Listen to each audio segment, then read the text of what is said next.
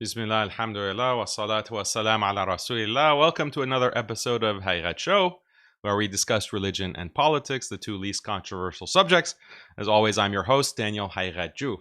And today we're going to be talking about the crisis in Sudan, the atrocities that are being committed by the UAE-backed RSF in Sudan, mass killing, mass sexual assault that's taking place, and horrific video images that are coming out from Sudan. And this is just a continuation of the conflict that has been ongoing for the past few years, where over 11 million Sudanese Muslims have been displaced and over 150,000 have been killed.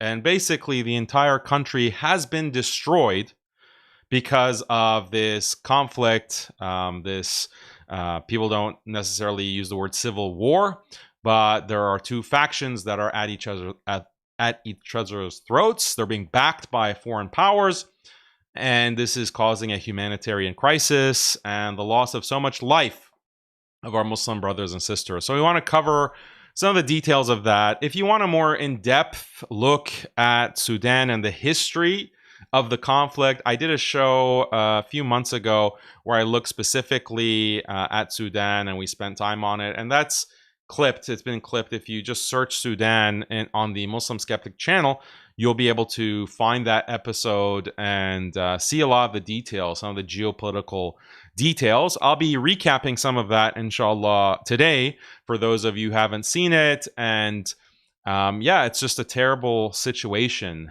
And what's shocking is that, similar to the Palestine October 7th genocide that we've been seeing unfold over the past 2 years, how that has exposed certain Muslim speakers, certain institutions. It's exposed where people's loyalties lies. It's exposed a lot of these countries, a lot of these Muslim countries, in terms of where their loyalties lie. Are they actually for the Ummah? Are they actually for Islam or not? Just like October 7th has exposed all of this for the Ummah to see, the crisis in Sudan is also exposing many people, many factions. And it's shocking. Even I'm surprised to the extent that you have online Muslim religious scholars who will not condemn the crimes that are happening. They won't condemn the primary backers of this RSF terror squad, this terror force that has been rampaging through Sudan even way before, the current conflict started. This is something that's not even new. And you have these Muslim influencers or du'at who will not condemn, who will not raise their voice and say this is wrong. And the powers that are backing this terror, these atrocities, this mass killing and mass rape, they are condemned, and we will condemn them, we will denounce them, we will disavow them, we will boycott them. This should be easy. This should be something that is so simple to do if you actually do prioritize Islam and you do prioritize the lives of Muslims. But they refuse to do it.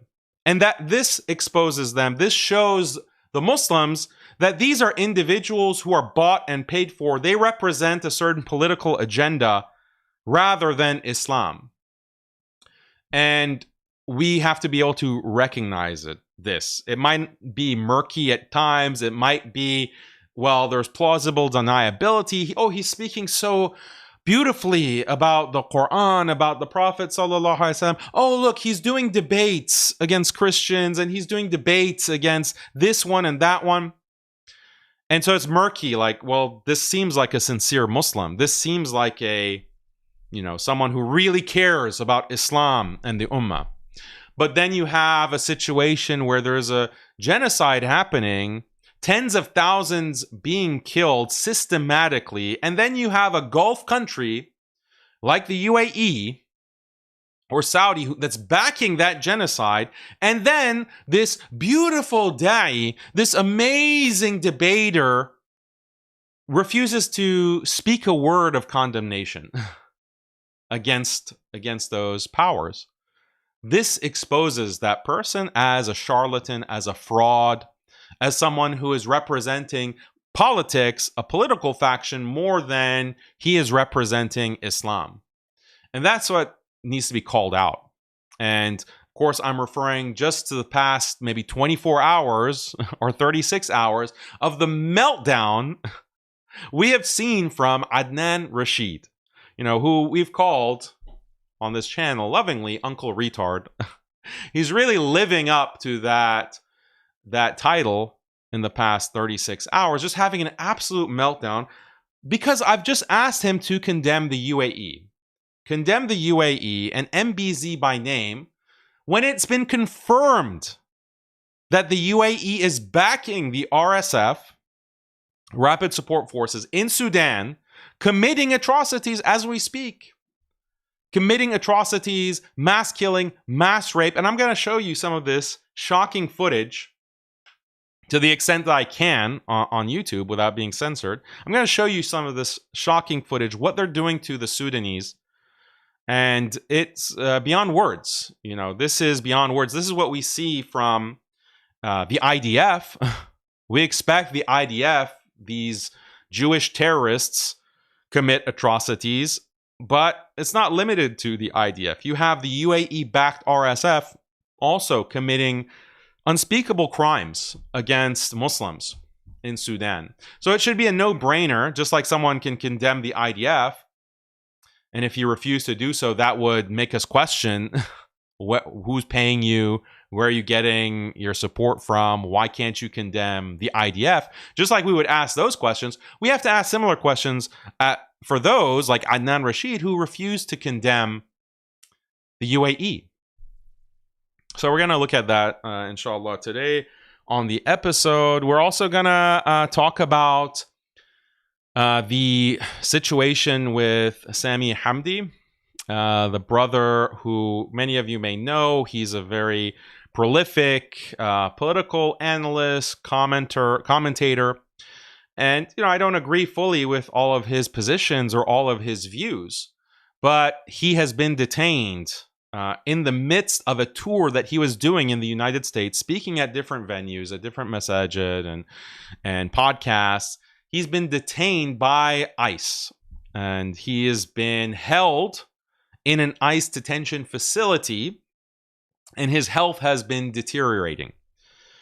Even though he had a perfectly valid visa, he's coming from the UK, everything is above board, everything is 100% according to US law. Nonetheless, because of his views on Palestine and his criticism of Israel, the United States government, the Trump administration, has taken punitive action against him on behest of the Zionists to detain him and keep him held for now. It's been a week, basically. It's been almost over a week. So this is something that we have to look at a little bit more closely, and it really shows the kind of direction that Western governments are going. Western governments are now literally targeting the political opponents or the detractors of Israel on their soil. Like, this is something that maybe in the past Mossad or some of these Western governments or Western intelligence agencies would take punitive actions against Muslims off of their soil. But now it's happening with citizens. It's happening people with valid visas and green cards. Now they're targeting in such a blatant way. Before, like after 9/11, they would target maybe an imam who they want to get him on some technicality in his immigration forms, and detain him or deport him. That's obviously been something that has been used against Muslims for a long time in the United States, in the UK. But now they have escalated because of pressure from Zionists, from these Jewish lobbying groups, to target Muslims who are citizens, who have the valid documentation, who maybe have lived in the West their entire lives, even they are being targeted now. And this is just the first step in a wider dragnet that they want to impose on citizens, regardless of if they're Muslim, if they're Christian, if they're white, if they're black, or they're brown.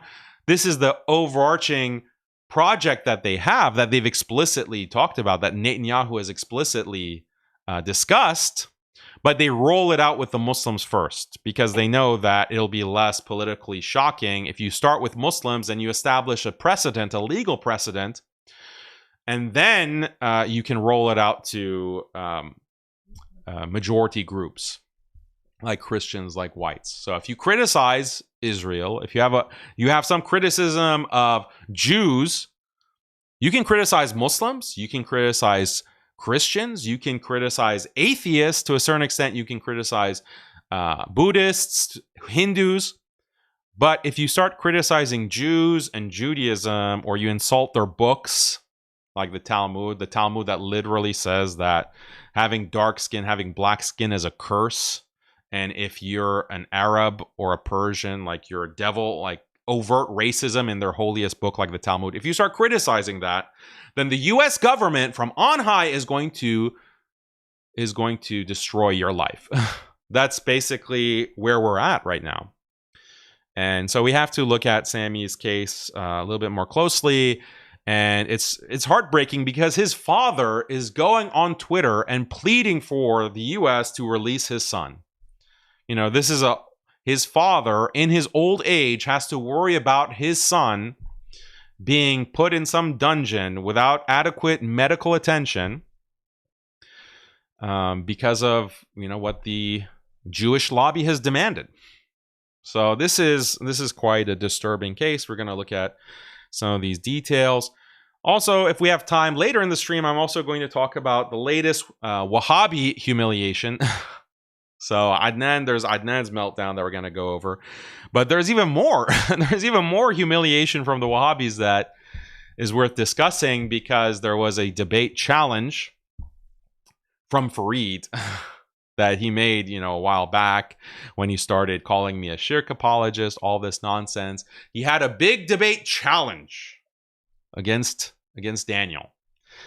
And at first, when he gave this challenge, I said, like, why is this so limited? So his challenge was, I'll show you it on the screen later, but it was specific to Shiism. It was specific to Shiism and the concept of the Imams, the 12 Imams controlling the universe.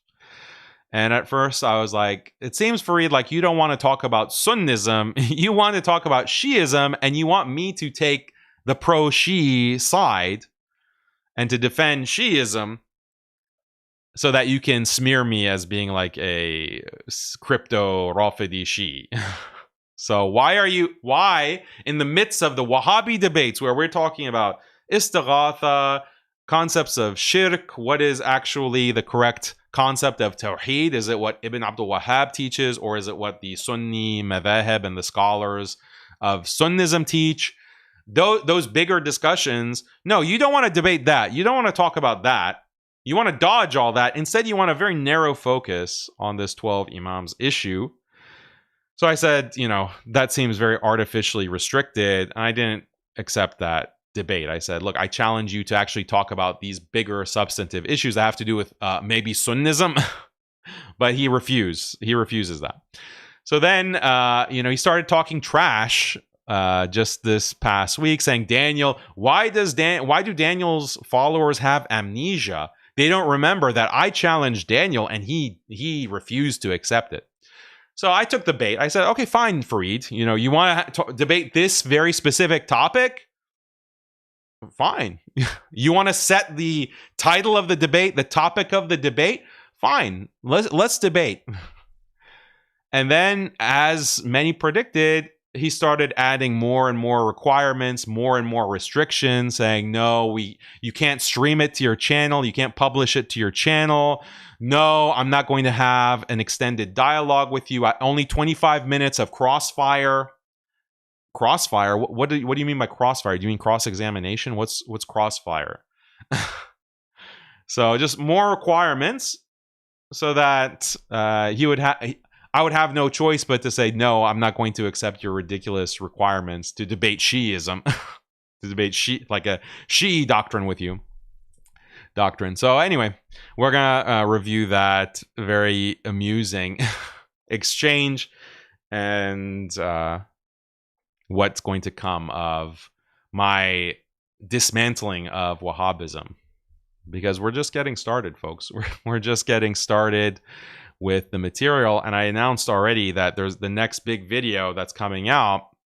It's going to be like the length of a maybe very short documentary, but it's going to be on specifically the Ibn Taymiyyah files. And you're going to really enjoy this.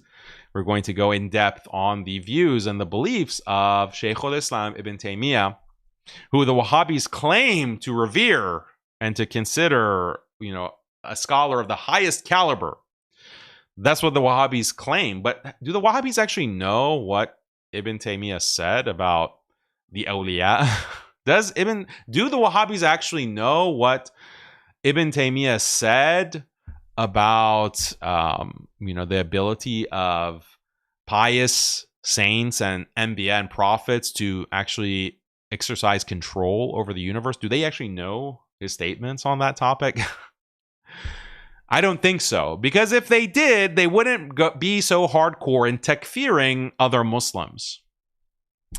So that's all going to be exposed, inshallah, in the Ibn Taymiyyah documentary, the Ibn Taymiyyah files that we're going to release. And that's going to be coming later, inshallah, this month, I hope. And I'll give you more teasers and sneak peeks as we go through the month, and I think you'll really enjoy it. So don't forget to subscribe to the channel, hit the notification bell so that you know when I'm live and whenever there's new content that comes out. Don't forget to subscribe to the newsletter. The link is in the description below. And let's get to the first topic, which is Sudan. Also, super chats if you want to make a comment and prioritize that in the chat. Just put a super chat. I'll read those at the end of the stream, inshallah, and we'll have a discussion based on your feedback. So I always look forward to seeing what you guys have to say. Okay, let's go to... The first thing I want to read for you real quick is Al Jazeera is putting out a lot of reporting on the situation in Sudan. So I thought it'd be helpful just to give you some background to what is happening. Why have things really flared up recently? A senior Sudanese diplomat has accused the Rapid Support Forces, RSF, of committing war crimes in the country's North Darfur state as survivors who escaped the city of El Fasher recounted mass killings and sexual assault by the RSF. Sudan's ambassador to Egypt, Imad ad-Din Mustafa Adawi, made the allegations on Sunday as he accused the UAE of helping the RSF in the ongoing civil war. The Gulf state denies the claim. Adawi's remarks followed an earlier statement by Sudanese Prime Minister Kamel Idris, who told the Swiss newspaper Blick that the RSF should be tried in the international courts. The calls for action come a week after the RSF seized the capital of North Darfur, El Fasher, after an 18-month siege and starvation campaign resulting in thousands of reported civilian deaths. The city was the Sudanese army's last stronghold in the region. So if you look at a map of Sudan, basically Khartoum is kind of the dividing line. That's the capital of Sudan. And then on the west side is controlled by the RSF, which is backed by the UAE and Saudi, for example. And then the right, or the east side, is controlled by the SAF, Burhan's forces. In the days, so even though the majority of the west is controlled by the RSF, there was one city, Al Fasher, in North Darfur that was still controlled by SAF. And so for a year and a half, the RSF forces were surrounding this city, trying to take it over, trying to starve the people out. And then finally they made a breakthrough to seize the city, and they've been doing mass killings, mass rapes, and just unheard of brutality. The Sudanese government said that at least 2,000 people were killed, but witnesses said the real number could be much higher. Tens of thousands of civilians are still believed to be trapped in the city. The government of Sudan is calling on the international community to act immediately and effectively rather than just make statements of condemnation. The envoy urged the world to designate the RSF as a terrorist organization, as well as condemn RSF for committing massacres amounting to genocide, and denounce its official regional financier and supporter, the UAE. So the UAE is what is financing, the country that's mainly financing the RSF and providing the weapons. And so if you want details on this and some of the research, we just published an article on MuslimSkeptic written by our brother Cryptocranium, where he brings all the receipts showing the UAE is actually supplying the RSF and pushing them to commit these atrocities. And then they deploy all these electronic bots, all these UAE social media bots, to whitewash these crimes and to counter signal those who are condemning the RSF. So this is the online social media war that is happening with the UAE. So the UAE, continuing the article on Al Jazeera, the UAE denies allegations that it's supplying the RSF with weapons. The Emirati presidential advisor said that the Gulf wants to help end the war and acknowledge that regional and international powers could have done more to prevent the conflict in Sudan. And quote, "We all made the mistake when the two generals who are fighting the civil war today overthrow the civilian government. That was, in my opinion, looking back, a critical mistake," says Anwar Gargash of the UAE, the presidential advisor. So this is okay. So it also says as the world's worst humanitarian crisis further spirals into chaos, residents who managed to escape El Fasher recalled their harrowing experience. Adam Yahya, who fled with 4 of his children, told Al Jazeera that his wife was killed in an RSF drone strike shortly before El Fasher fell. He said that he and his children barely had time to mourn before they found themselves on the run from the paramilitary group. So drone strikes. Who's providing this paramilitary group of RSF with drones? And the thing is that they've tracked some of these weapons, and they're coming from Britain. They're coming from the UK. These are UK-made weapons like drones, etc. And where are these UK-made weapons coming from? From the UAE. The UAE has a contract with the UK for these weapons, and they're ending up in Sudan being used against the Sudanese Muslim population. So the fact that the UAE is trying to deny involvement, this is a joke. Quote, "The streets were full of dead people. We made it to one of the sand barriers set up by the RSF. They were shooting at people, men, women, and children with machine guns. I heard one of them say, 'Kill them all, leave no one alive.' We ran back and hid. At night, I slowly crept out with my children and crossed the barrier. We walked to a village where someone took pity on us and gave us a ride to the camp here." Another 45-year-old woman in the displacement camp in Sudan's northern state told Al Jazeera that RSF fighters sexually assaulted her. The woman, who only gave her first name, Rasha, said she left her daughters at home when the RSF seized the army headquarters on Sunday and went to look for her sons. The RSF asked me, quote, "where I was going. I told them I'm looking for my sons. They forced me into a house and started assaulting me. I told them I'm old enough to be their mother. I cried," she said. "They then let me go and I took my daughters and fled, leaving my sons behind. I don't know where they are now. We just fled and ran past dead bodies till we crossed the barrier and reached a small village outside El Fasher," she added. So this is being called the worst humanitarian crisis in the world today. So I don't think it's as bad as what is happening in Gaza, but it's like a close second. So this is, again, over 11 million Sudanese have been displaced over the past 3 years. And in terms of death toll, it's conservatively estimated at 150,000. So these are Muslims. These are Muslims that are suffering, and it's not the IDF that's doing this. It's the RSF that's doing it with the backing of these Gulf states, primarily the UAE. And to give you more of a background of like, why is this conflict happening? Actually, before I give you that background, let's look at some of the footage, because I think it's important to contextualize. Okay, so this is a clip that came out. RSF commander says genocide is coming to Al-Fasher. So listen to this. I declare it here. I declare it here. I don't need any prisoner at all. No prisoners. Call to genocide, basically. Call to mass killings. And this is what the eyewitnesses are reporting. Let's look at this video.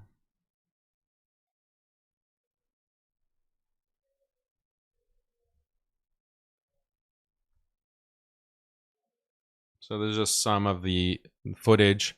919 days of suffering, Sudan's silent crisis. So I have to blur a lot of this footage. Otherwise, YouTube is going to take down this video. But these are like women, children, men, elderly men being tied by their arms, like being tied by their elbows and strung up in trees. Like they're being like waterboarded, basically, like in a river there, tied by their feet and then dunked in the river. And they're laughing, like these soldiers are laughing, you know, just tying them up, whipping them. You know, just shocking pictures of dead bodies being abused. Like this was just really hard to see, like driving an SUV over a boy. You know, just imagine this is what the RSF is doing. You know, just tying people up, stringing them up, beating them, tied up by their elbows, hanging from trees and left to die. You know, ripping out the beard of these Muslims. Just, it's hard to watch. SubhanAllah.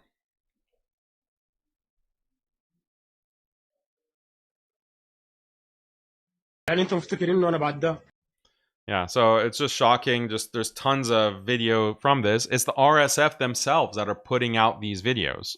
Like, just like the IDF likes to record its crimes and gloat about it, like posting themselves wearing the underwear of Palestinian women on Instagram or TikTok. Just like the IDF gloats about its crimes, these RSF soldiers are doing the same kind of thing. They're just like celebrating their atrocities. And this was really hard to watch. This is a Sudanese father talking about how his daughter was raped by the RSF, and this is what he has to say. I'll read the captions so that anyone who's listening and can't see the captions translating. So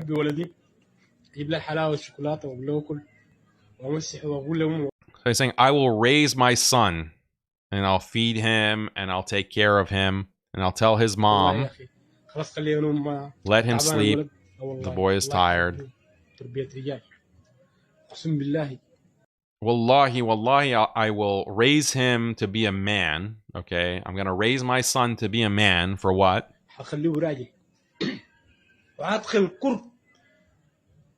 I'll put hatred in his heart. Hatred for who?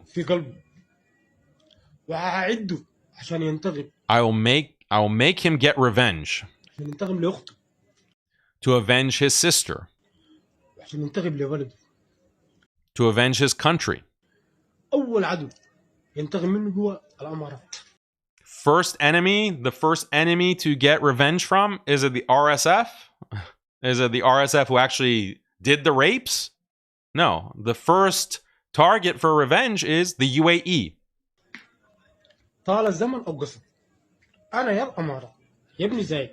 As long as it takes, Bin Zayed, MBZ, and the UAE, I will not rest till I get revenge from you. And get revenge from anyone who stood with you. وساعدك في تدمير بلد غلى.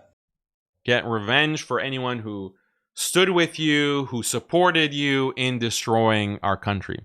ما يمكن أن يحصل له الغدر والخيانة من جانبك يا خسيس، يا من لا تشبه الرجال. You are والله despicable. أنت أقذر إنسان. You're despicable. You don't resemble a human being.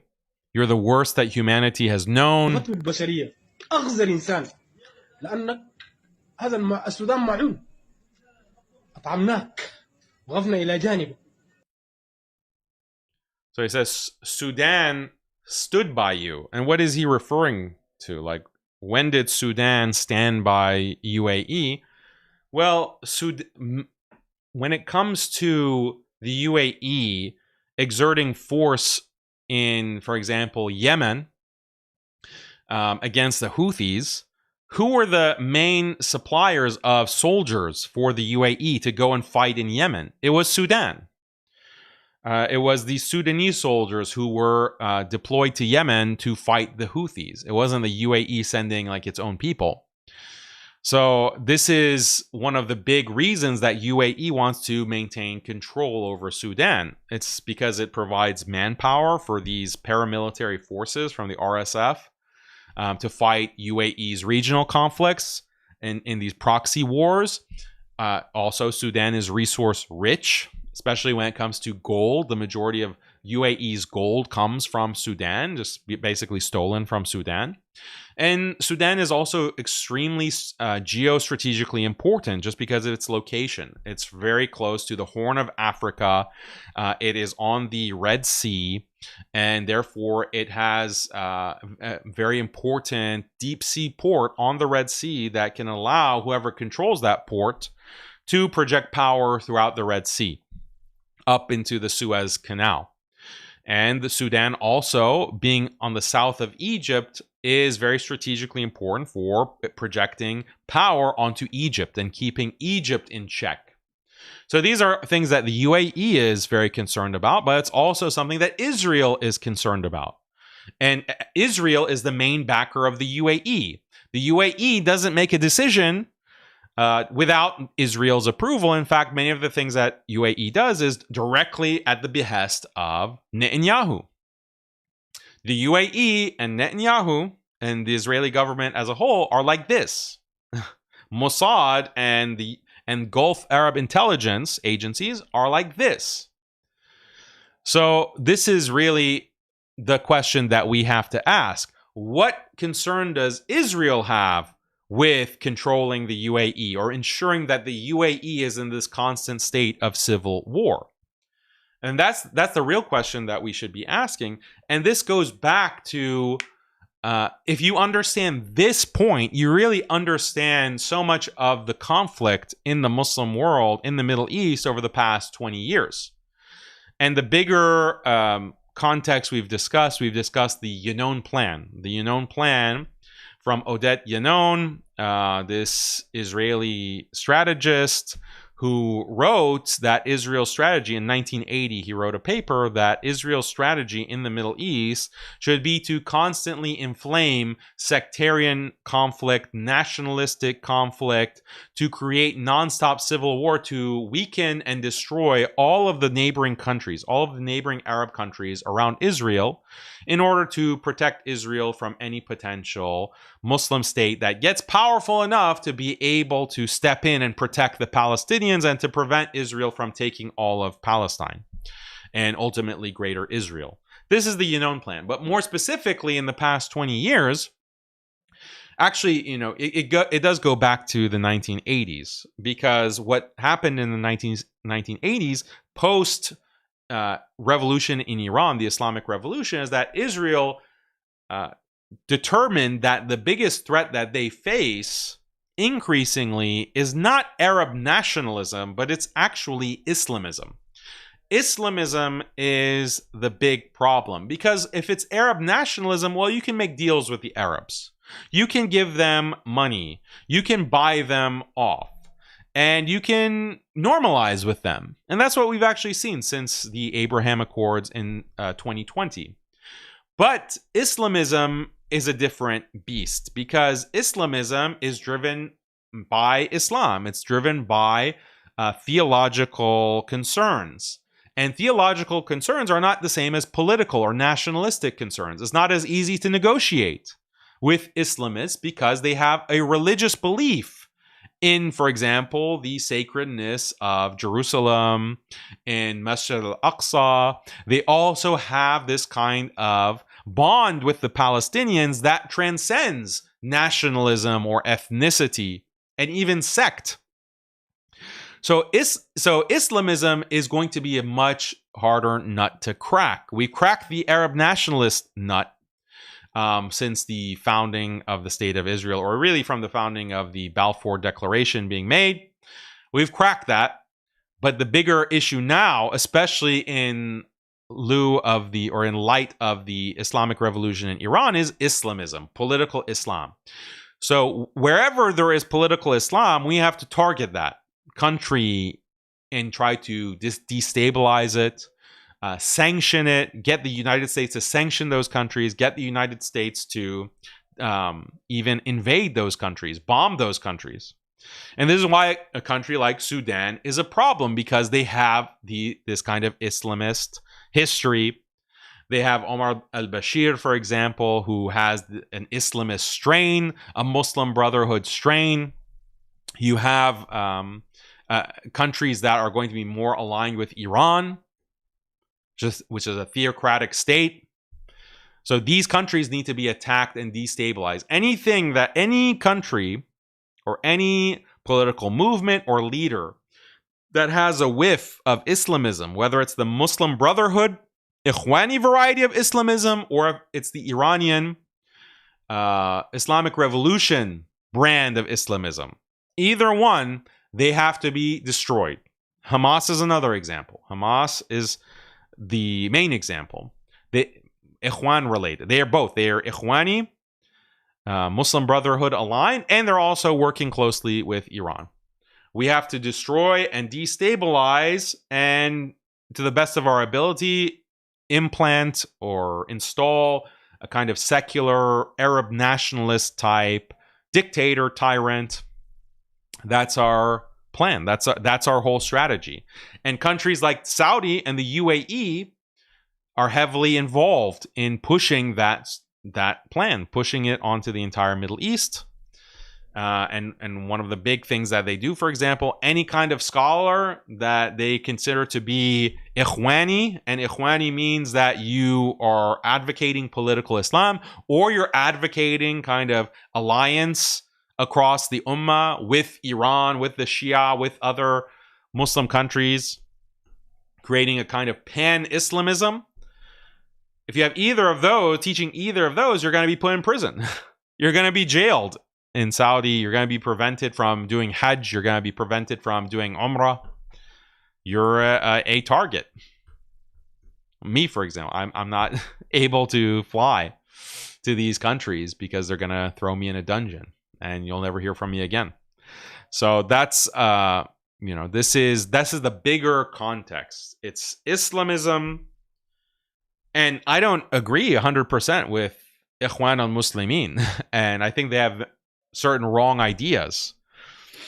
But they are at least moving in the right direction. Same with Erdogan and Turkey. Like, I don't agree with some of the things that government decides to do. But at least they have a conception. At least there's a idea of Muslim sovereignty, Muslim solidarity, some gesture towards transnational unity of the Muslims. At least there's something that they're moving towards other than like a militant secularist nationalist that is designed to take away Muslim religiosity, to abolish the Sharia, and to make Muslims like a weak and divided population that's constantly fighting each other, as opposed to acknowledging the real enemies that are invading and genociding Muslims day and night. So I think it's pretty clear. Like, it's pretty clear what Muslims should be supporting. It's pretty clear what Muslims who care about Islam, who care about the interests of the Muslim Ummah, who we should support in all of these conflicts when we realize the battle lines, when we realize what's at stake. I think it's pretty easy, yet you see what's happening to me. You see what's happening to me since October 7th when I come out and I say publicly that, look, and it's not like I just invented this message at that time after October 7th. This is something that I've been saying my whole dawah career. Muslims must unite. They must ally together across transnational lines, across sectarian lines. We have to work together and create a pan-Islamic bloc. That is the only way that we can stop the oppression of Muslims, the genocide of Muslims, the systematic displacement of Muslims, with over 40 million refugees in the world today who are Muslim. The only way that we can stop this oppression is to create a pan-Islamic bloc. And that means reaching across nationalistic lines. That means reaching across even sectarian lines. That's the only way that we can stop the oppression and that we can establish Islam. That's the only way that we can establish Islam on earth as a precursor to like a khilafah, as a precursor to having an imam, a khalifa. So it's a very simple message that I've had for almost 15 years of doing dawah, and you see nonstop attacks on me. If I advocate for Sharia, establishing Islam on the earth, I advocate for the idea of a khalifa even, who attacks me? Who is constantly putting me in their targets? It's the reformists, it's the liberals, it's the feminists, it's the modernists who have a real problem with the idea of establishing the Sharia, or a system of Sharia that is established on the political level, on the state level. They have a big problem with that.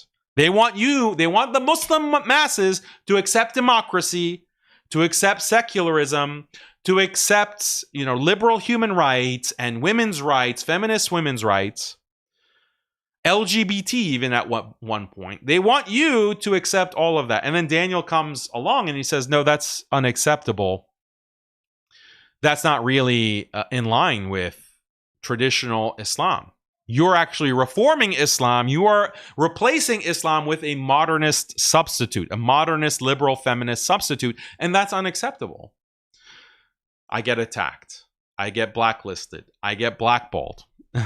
And ironically, who are the people who really start supporting me? And they say, we like Daniel a lot because he's arguing against the modernist. He's arguing against the feminist. He stands for traditional Islam. You have a lot of conservative Sunni Muslims who come to the support of Daniel and MuslimSkeptic. You have a lot of Salafis. You have a lot of Deobandis. You have a lot of traditionalists, Ahl al-Hadith, whoever. They start saying, Daniel, great job. We support Daniel. They invite me. Even though I'm blacklisted from the modernists and the faux traditionalists, the fake traditionalists and the Dawah mafia, even though I'm blacklisted there, I get an audience with the more conservative Sunni Muslims. But while in the midst of being invited and being platformed by those conservative Muslims, I say, look, guys, another big problem that we have is not just reformism. It is the lack of unity. It is the lack of working together. It's the lack of combining our efforts and our influence to have a greater impact towards that ultimate goal of establishing Islam, as Allah calls us to do. So, I would go to a conference organized by Salafis, and I'd say, hey, wouldn't it be great if you bring on some, these other conservative Sunni Muslims like the Deobandis? Like, wouldn't it be great to work together? Like, why not? Why wouldn't you do that? And you can acknowledge that, okay, there's ikhtilaf on these issues, but does that preclude working together? That's when the problems start. That's when the problems start. And vice versa, going to those venues, going to those other venues and saying similar things. That's when the problem starts. That's when they start saying, no, okay, Daniel is not who we thought he was. Daniel's not. And you all saw, for example, the most prominent example when they put me on stage and they started interrogating me. Like, oh, do you know what they believe, what these Deobandis believe? And do you know this? And like trying to humiliate me, trying to Why? Why did they do that? Because I'm advocating both on screen and off screen that we need Sunnis at least to get together, to work together. Like the kind of ikhtilaf that you're arguing about does not extend to the level that should create this kind of animosity or this kind of fracturing. So then they and ultimately blackball me. I mean, that was one of the reasons. The other reason is that I'm criticizing the beloved Gulf regimes, criticizing the Saudi Halloween, the Shakira concerts, the abolishing of the Sharia, the normalization with Israel. I'm criticizing that. So that also means I'm blacklisted and blackballed. Okay, so... And then, October 7th happens, and you have Hamas fighting. You have the Palestinian resistance who's fighting for their lives, trying to prevent a genocide. And what does the Palestinian resistance say? They say, we need a pan-Islamic bloc. We need unity. We need to work with Iran.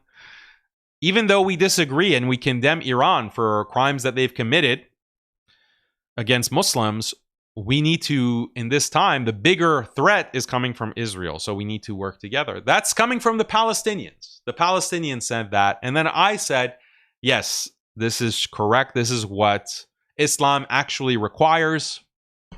And if we want to disqualify states and countries and governments on the basis of crimes that they've committed, don't just focus on Iran. All of these countries, it doesn't matter which one that you want to point to on a map, all of them have committed atrocities. All of them have killed Muslims. So be consistent. Like, you basically can't endorse any government for any type of alliance if you are consistent with your standards.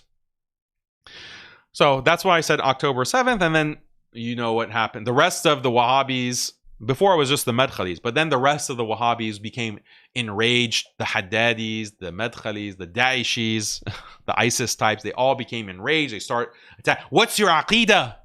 They start Aqidah testing me. For 15 years or 13 years of da'wah, you never interrogated me about my views on these topics. But now suddenly there is an interrogation of my Aqidah. Seems awfully convenient. Seems awfully well-timed. So this is why, I'm just constantly attacked. But it's coming from those 2 points. The number one point that I've been advocating all this time, that we want to do what Allah and His Messenger Sallallahu Alaihi Wasallam have commanded us to do, which is to establish Islam. To establish Islam on the earth.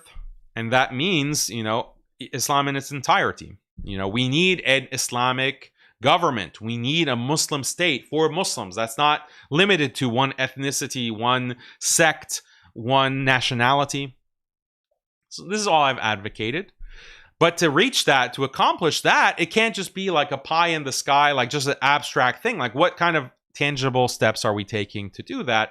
And a crucial step is to create Islamic unity. Pan-Islamic unity. And when we look at the seerah, this is also reinforced by the actions of the Prophet Sallallahu Alaihi Wasallam.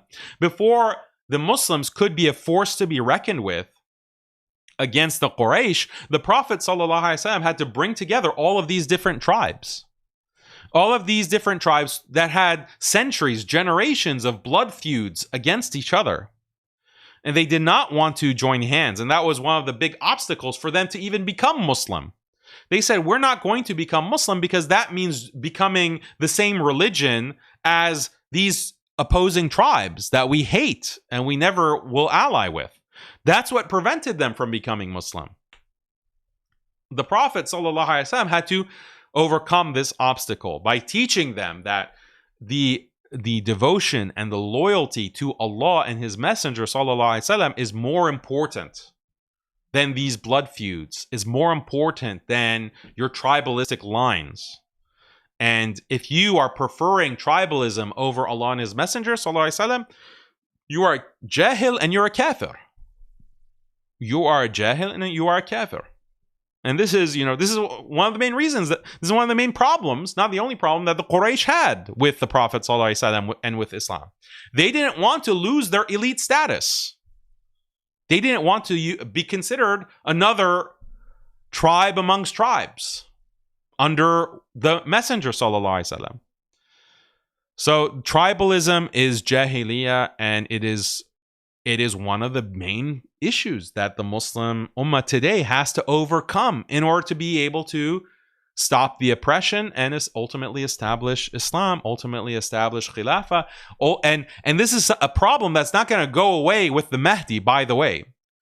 For you and me and all the Muslims who are anticipating and waiting for Imam Mahdi, the prophesied Imam Mahdi, to come and lead the Muslims to victory against forces like the Antichrist, the Imam Mahdi is not going to solve the problem of Jahiliyyah and tribalism.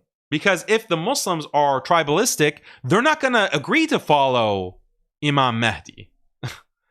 They're going to reject him. They're going to say that, no, he doesn't have the right views on these issues, or, oh, he's sitting with deviants.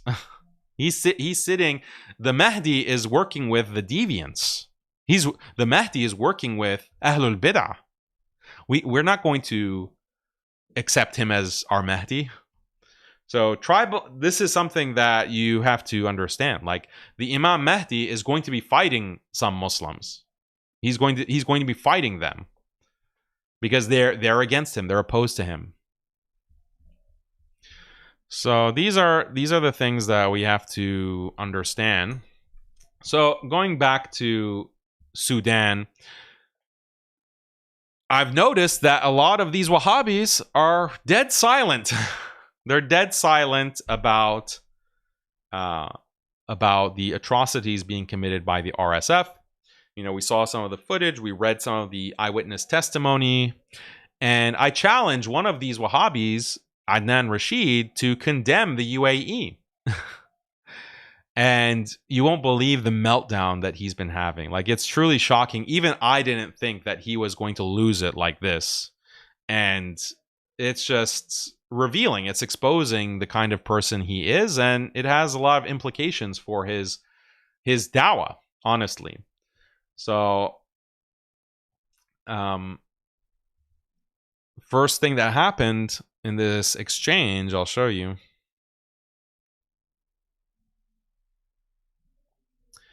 So there was some meme that was made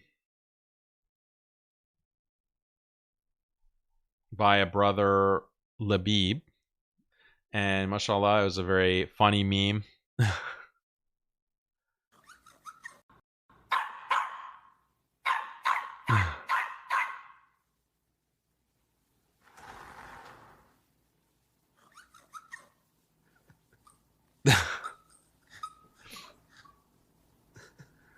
So this is basically mocking Fareed for backing out of the debate, which we're going to talk about in a minute. But Adnan, so I replied to the meme and I said amazingly accurate, and then Adnan took issue with that. He said Haqiqatjou has officially admitted that he is a big dog. Please don't attack me for just highlighting a confession. He says, amazingly accurate. This is after someone depicts him as a big dog. How nature unfolds is amazing. So, I mean, this is kind of like, is this... Like, people have been calling him like a boomer. Like, this is like boomer type of insult. But I don't think boomers are even this cringe. Like, doesn't big dog mean like you're an alpha? Like, oh, you're the big dog. Maybe it's just my American background, but calling someone a big dog is actually a compliment. And if I'm a big dog, then the meme depicts Fareed as a little dog, as a chihuahua. So anyway, I don't understand like how this is supposed to be insulting to me, or why I should like be worked up about it. So then I just ask Fareed, all right, Adnan, sorry. You have time to analyze memes, but you don't have time to condemn MBZ and the UAE government for backing mass slaughter of Sudanese Muslims. You are a vile fraud. And then Adnan says, did that hurt your big fat ego? You're the one who admitted to being a, quote, big dog. I've responded to your condemnation game. When are you going to condemn the big fat sectarian killer of Syria, Iraq, and Yemen? Is it going to be another big fat refusing to answer? So this is his response. By the way, look at this brutal ratio with Adnan. Like, it's just crazy how much people have turned against him. So I say, I have repeatedly, this is my response, I have repeatedly and publicly condemned the Iranian government's role in killing Muslims in Syria, Iraq, and elsewhere. Anyone who's familiar with the show, anyone who's familiar with what I put on my Telegram, on Twitter, I'm not shy about what I've said about Iran in debates, on live streams. Yeah, I condemn the killing of Muslims by the Iranian government in Syria, by backing Bashar al-Assad, by backing Russia, and I condemn the killings that were conducted against Muslims in Iraq. So I've condemned, like, this is not gotcha, Adnan. But that's the thing, like, they think that if they just repeat it, this shows their lack of sincerity.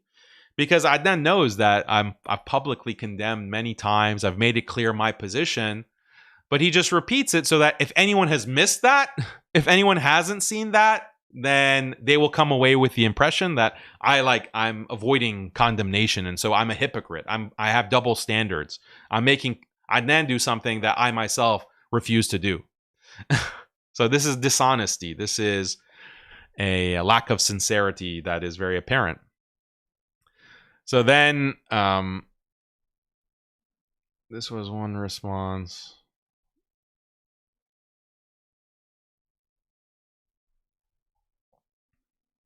Okay. I have repeatedly and publicly condemned the Iranian government in killing Muslims in Syria, Iraq, and elsewhere. Now you condemn the UAE and Saudi in their role in killing Muslims in Sudan and elsewhere. If you refuse to do so, we all know what that means.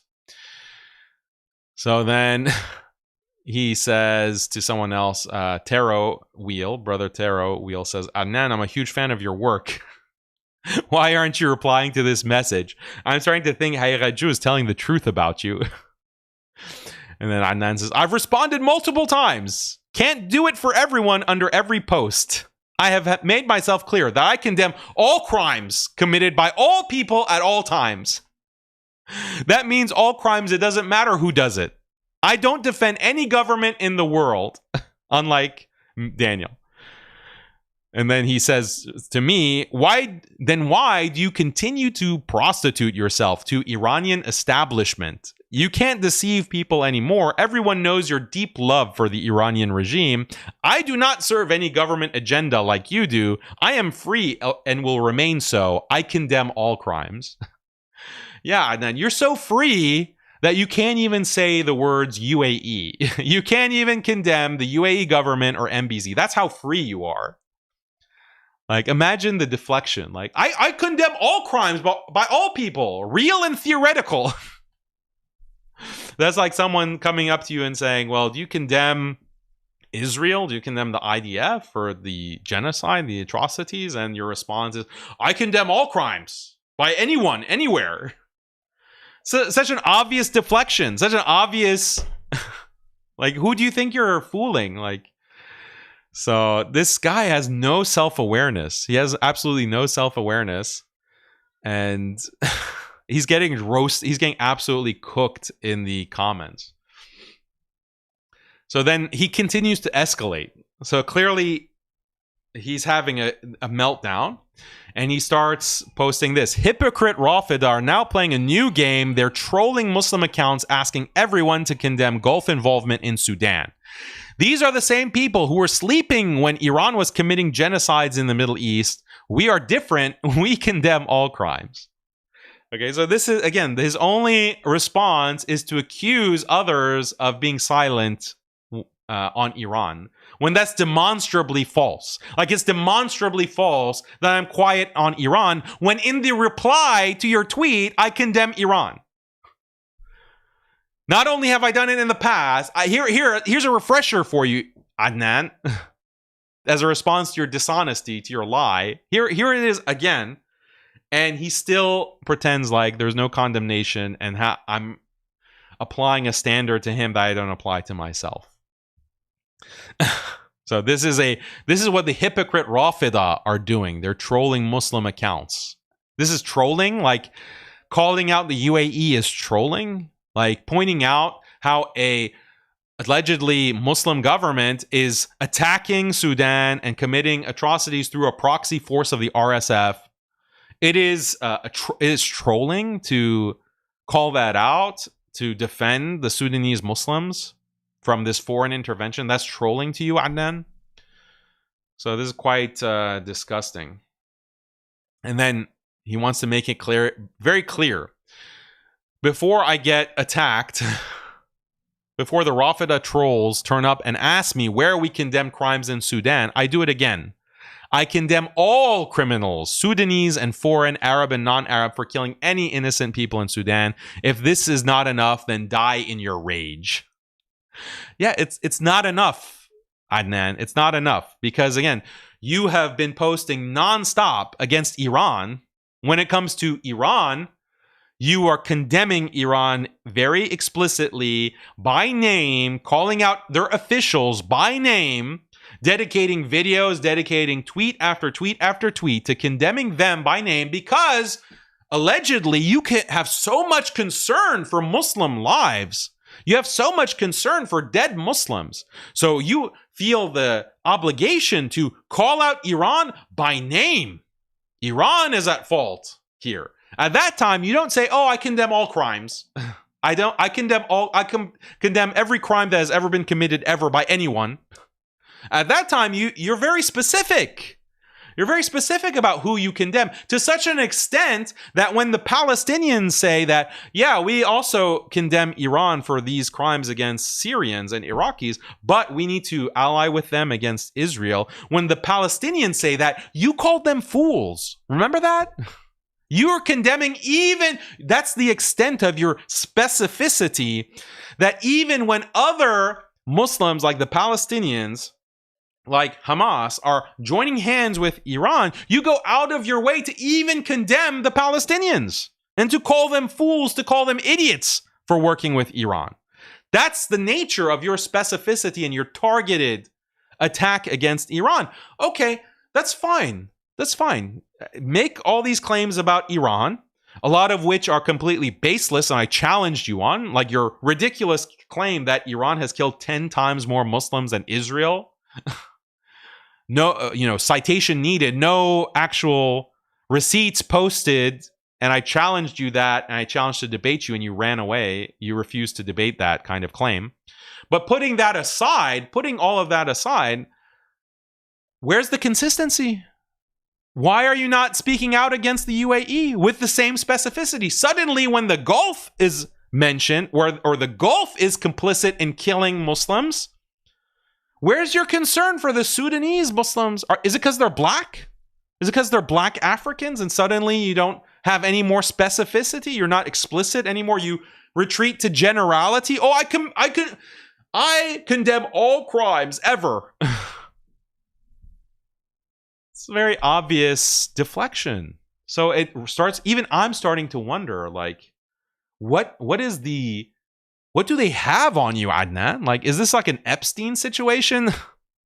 Like, do they have blackmail on you? Like, what have you been doing? Or is it just purely financial? Like, is it financial? Is it blackmail? Is it both? because this is just unacceptable. This is just shocking. And I asked him explicitly, I say, do you have business interests in the UAE? Be honest.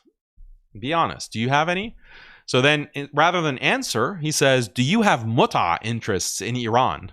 Be honest. I'm sure muta can be organized for you in the US. I've never defended any government. You do. How much do the mullahs pay you? I have no business interest anywhere in the world. I'm not playing your Rafidi game. So this is how vile Adnan Rashid is. Like, he turns it into something sexual, like muta interests. Like, this is very low, and this is gutter mind of Adnan. And then also calling me Rafidi, as we'll see, because Adnan considers the Shia to be kafir. He considers them to be kuffar. So when he calls me Rafidi and he says Daniel is a Shi, he's takfiring me. Adnan is explicitly takfiring me when he calls me Rafidi. So, you know, and then accusing me of muta, and this is qatf. This is basically qatf that he is pushing, and the punishment for qatf is 80 lashes, by the way, in Islam, and according to the Sharia, according to the Quran.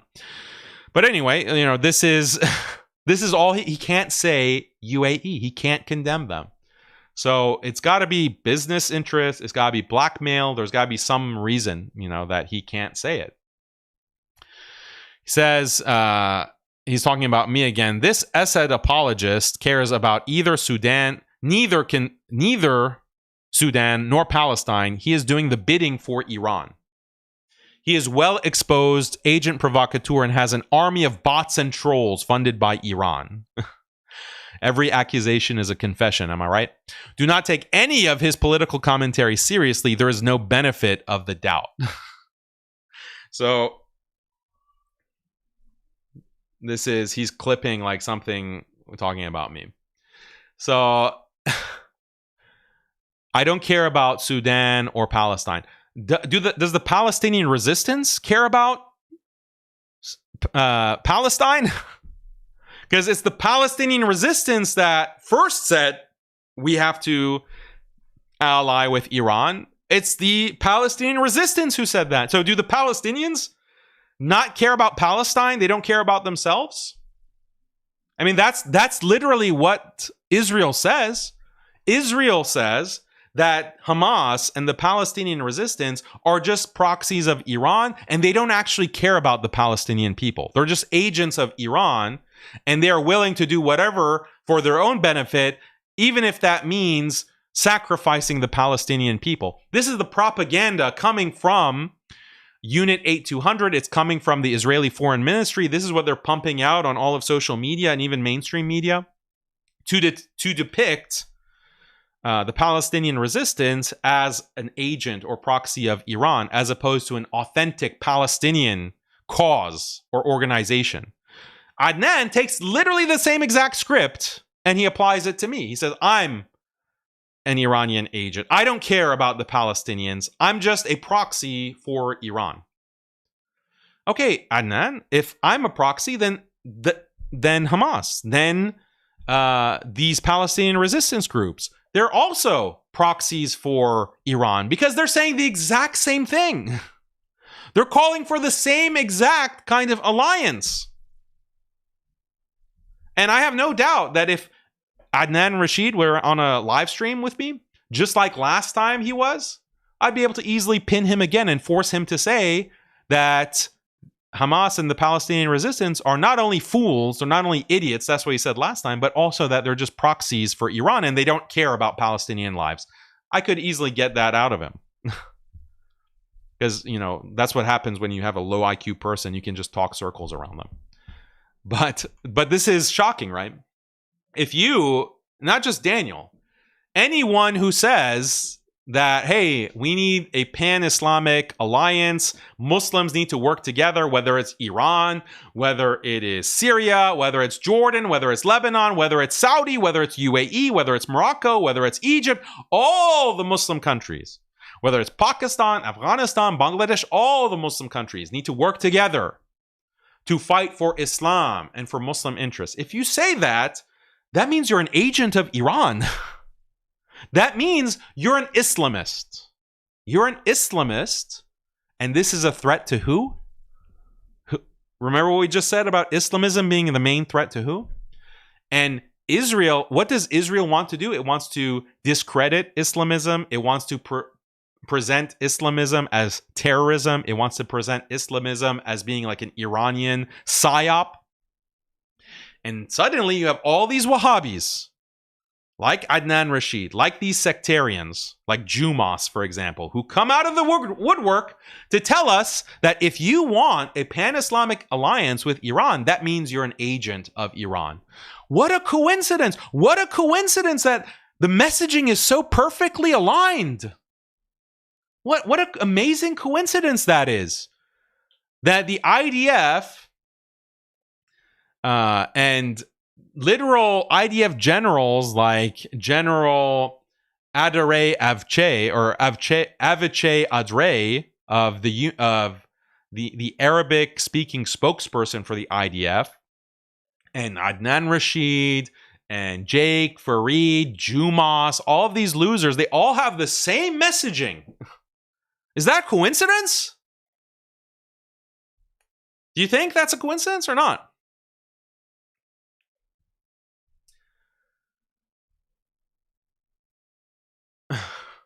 I say, did MBZ give you 7,000 to post this? Did he respond to that? No. Next, then he goes further. Nan says, I declare that Haqiqatjou is a 12er Shi'i Rafidi. He was never Sunni and only pretended to be one to deceive the Muslims by taqiyya. He is in fact an Assad apologist and an Iranian agent, fueling sectarian strife. I'm fueling sectarian strife. When I say we need to have alliance, I'm the sectarian. Prove me wrong by making a detailed video on 12er shirk. So then I respond by just giving a outline. Daniel says, can you condemn the UAE for supporting RSF mass rape and slaughter? Adnan says, condemn Iran. Daniel says, okay, I condemn Iran. Now your turn. Condemn the UAE. Adnan says, you're Shia. You're Shia. You're Rafidi. You're doing taqiyya. This is like the craziest meltdown. And like I said, this is takfir. He considers Shia to be kafir, mushriks. So he's takfiring me. Can you imagine? Like, just on the basis of asking him to condemn mass rape and mass killing of Muslims, he has to takfir me. Shocking. And then people in the comments, like, or replies, like Halal Zoomer, like, post videos, like, yeah, Daniel has a long record. Here's a video, in-depth video. This is like an hour-long discussion, hour and 20-minute discussion that I had on Shi'ism and going through like the theological problems with 12er Shi'ism. So anyway, no one in the comments is buying. 90% of the comments are just people cooking Adnan and pointing out the shocking hypocrisy, double standards, like lack of sense. Like, honestly, they make it too easy. Like, these Wahhabis are too low IQ. So they make it really easy. They expose themselves in this way. But this really shows you the kind of rot that we're dealing with. When it comes to the Dawah Mafia, when it comes to these Wahhabis, like, I'm just shocked every day by the amount of corruption that gets exposed from these people, because my message is so easy to understand. It's so clearly coming from the Quran and Sunnah that it's shocking how much pushback, how much attacks that I have to endure for saying two simple things. It's just two very simple things that should be the most unobjectionable to any Muslim, that we need to establish Islam on the earth, to stop the oppression of Muslims, to be able to worship Allah, on the earth under a complete Islamic system. We need sovereignty of Muslims. That's point number one. So we can't accept reformism. We can't accept liberalization. We can't accept secularization. We can't accept LGBT. Like, imagine how controversial that's been. Imagine how many attacks I've received for that. For just that kind of simple message. Because you have an entire structure, like this entire dawah infrastructure that refuses to accept that premise. That's why they have to disqualify me, discredit me. That's the reason. And the second point is that we have to have pan-Islamic unity, pan-Islamic alliance. We need to come together as Muslims because the need of the hour is unity for the sake of achieving the first point, establishing Islam for the Muslims, establishing sovereignty, ending oppression. These are the only 2 points, and you have this entire Dawah mafia, this Wahhabi infiltrated Dawah infrastructure, all of these debaters that you thought were only concerned about, debating the Trinity with Christians, all of them come out of the woodwork and they want to suppress that. They want to shut that down. What does that tell you? There's a reason that we are in the state that we're in today as an ummah. There's a very clear reason. You can't blame it all on non-Muslims, oppressors, and these tyrants. You can't put all the blame on them. There is a religious infrastructure that is committed to teaching a version of Islam, a distortion of Islam, that validates and perpetuates a system of secular control, Zionist control, Western control over Muslims. There's an entire system. They want to teach you. They're not going to tell you, don't be Muslim. Leave Islam, abandon the Quran, abandon the Sunnah. They're not going to tell you that explicitly. Instead, they're going to feed you and sell you a distortion of Islam that makes you think that Islam is perfectly acceptable with the status quo in which we're living. As a group of isolated Muslim factions divided by nation that view religion as just like a private thing that you do in your house, and being a good Muslim means just doing your prayers and fasting in Ramadan, but the way that your family is organized, the laws of your marriage that your wives and your husbands have to abide by, how to raise your children, how to educate your children, the laws of the society in which you live, the structure of the masajid in which you attend, the organization of the Muslim population into these enclaves, these isolated nations that can't work together because that is somehow not allowed. That status quo, which we've been suffering from for over 200 years, even before the last Khilafah was dismantled, the Ottoman Caliphate was dismantled 100 years ago, that status quo has to remain. You have to accept that, and Islam is perfectly fine with that. And you as a Muslim need to be perfectly fine with that. That's the dawah infrastructure that has been imposed on you, and it's designed to prevent you from seeing the truth. It's designed so that when someone like me comes along and says, hey guys, we have to change things at a deep level. We have to fix this problem and get back to what Islam actually teaches, which is not that complicated and which is not that hard to see. It's not hard to extract from the Quran and Sunnah these two messages that I keep repeating to you. Establish Islam, unify with all Muslims together. This is very clear, and I've many times shown you all of the ayat, shown you all the hadith, explained from the seerah. But I'm seen as this kind of black sheep. I'm seen and I'm portrayed as some kind of There's not a single word and slur that they haven't used against me. There hasn't been a smear that they haven't used against me. At first, they called me ISIS. They called me ISIS. They called me a Sufi-loving grave worshiper. They've called me a Rafidi Shi'i. They called me an agent. I'm an agent of the federal government, of the U.S. government. No. I'm an agent of the Iranian government. No. I'm an agent of the Turkish government. There hasn't been an accusation or a slur that they haven't used against me. But why? Where is that coming from? And now, hopefully, you can see that better. Okay, guys, so that's the Adnan Rashid meltdown. It's quite bizarre.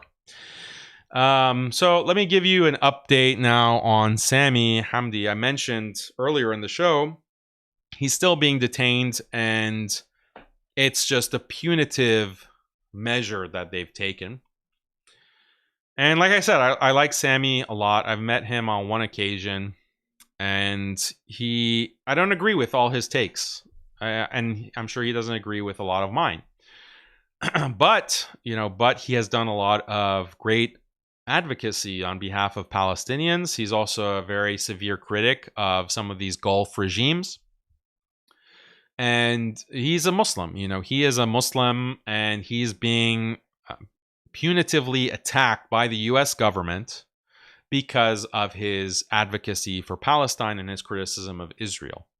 And who knows, there might be like the UAE and Saudi involved in his detention as well. Like, let's not discount the possibility that, and this is something that the UAE does with the Western governments, is that they lobby to have the Muslim Brotherhood designated as a terrorist organization, so that any group or any individual that talks about pan-Islamic alliance can be portrayed as a terrorist or a supporter of terrorism and then face all kinds of legal consequences. Currently, there's no such problem or restriction like that, at least in the US. And I don't think in the UK they've implemented any laws like that against the Ikhwan either. But that's what they want to do. That's what they've been constantly lobbying to do, spending millions of dollars in order to change the laws in the US and the UK. So Sami is in the United States. He's touring and giving talks in different venues, and he gets picked up by the immigration authorities, and he gets detained, even though he has a valid visa. And in general, like, you have UK citizens and residents who are able to travel to the United States and vice versa. But what the US and the UK have done, even maybe you'd say past 20 years, ever since 9/11, is that they can put restrictions on the ability of American citizens or UK citizens to travel back and forth from the US and the UK. And this is something that is not necessarily legal. It's kind of in a gray area to restrict the rights of one citizen on the basis of his political views. But they still do it because they know that it's very difficult to challenge in courts, and a lot of times Muslims don't have the money or the networks or the connections to be able to challenge the U.S. government in the court of law. So they have detained Sami. He was experiencing a lot of pain in his side or his abdomen over the weekend, and he desperately needed medical attention. And his elderly father, was going on Twitter and pleading for the U.S. authorities, like DHS, for example, Department of Homeland Security, to allow him to seek medical attention because they were preventing that. Alhamdulillah, they finally allowed him to see a doctor and get help, but he hasn't been released. So most likely they're going to want to put him on a plane back to the UK. But after going through such an ordeal, do you think that Sami will want to travel anywhere, let alone to the US, anytime soon? No, this is like a harrowing ordeal. Look at what his family is being put through. His wife. I don't know if he has any kids, but imagine. Like his father, his family. This is just unconscionable. And this is what it means to live in a democracy. This is what it means to live in the freedom-loving West. If you have a political opinion, as uncontroversial as yet genocide is bad, yeah, they'll put you in a dungeon.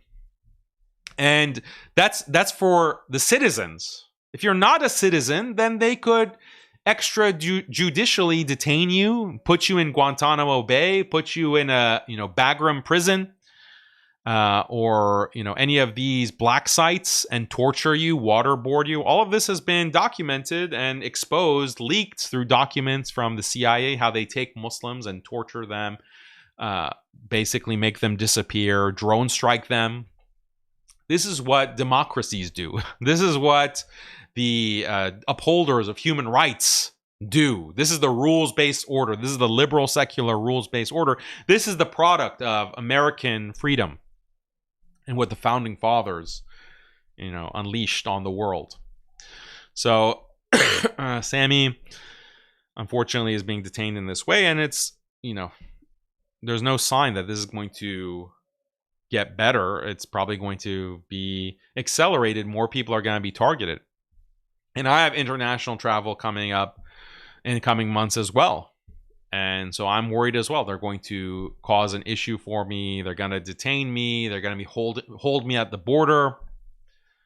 So these become the risks. These are risks for speaking out, even when you're a U.S. citizen. I was born in the United States. I've been born here, lived here my whole life. I'm fully a United States citizen, legally. But that does not stop the U.S. government from taking measures against me. And they have taken certain measures. They do give me a hard time at the border. They do give me problems, and they put me through screening that other people are not subjected to. Why?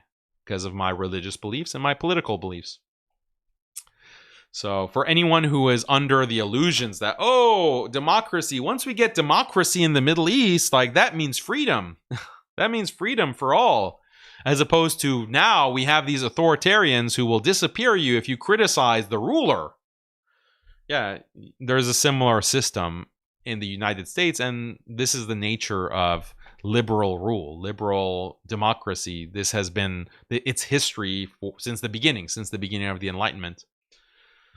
And we've talked about it on many an occasion. Okay, guys, so yeah, make dua for Sammy that he gets released, inshallah. And yeah, he doesn't have any kind of lasting injuries or problems. And yeah, subhanAllah, I can't imagine having to go through that. Yeah, so let's talk about, I wanted to today actually talk about Apus. You guys remember Apus? And remember his wife, or he allegedly left his wife and kids, and he went to Israel and was seen with some woman, seemingly Jewish woman in Jerusalem, after just having left his wife and kids. And there are a lot of simps who are coming to the side of his wife and saying, "Oh, you poor little thing. Apus left you, and he left you all alone as a single mom. This is despicable. Apus is a monster." You saw Sam Shamoon with his body dysmorphia coming on and doing several hour-long live streams, blasting Apus, blasting David Wood, saying this is what Zionism has done, is broken up a family. But then there was a huge development over the weekend. There was this random Christian guy who proposed marriage to Apus's wife and declared his everlasting love to Apus's wife. And the shocking thing is that Apus's wife said, I accept your love. It's like, lady, aren't you still married? Aren't you still married to Apus? So people were shocked. A lot of Christians were absolutely scandalized. Sam Shamoon probably had an aneurysm seeing that. brought flashbacks of his own wife leaving him, PTSD. So it was quite a funny episode, and Apus's wife ended up closing her account, her Twitter account. So that's how bad the fallout was. So I wanted to cover that, and I think I'll do that either tomorrow or Wednesday. I'm not sure. Tomorrow I have a guest that I'm interviewing. Really exciting, and I'm trying to decide whether to do that live, like a live interview, or just record it and then release it later. So there may or may not be a Haqiqat show tomorrow, depending on what I decide on that. But Wednesday, for sure, inshallah, we're going to be back. And we'll be sure to talk about the Apus saga. And, this is what apparently Christian marriage is all about. Apparently, Christian gender relations is all about.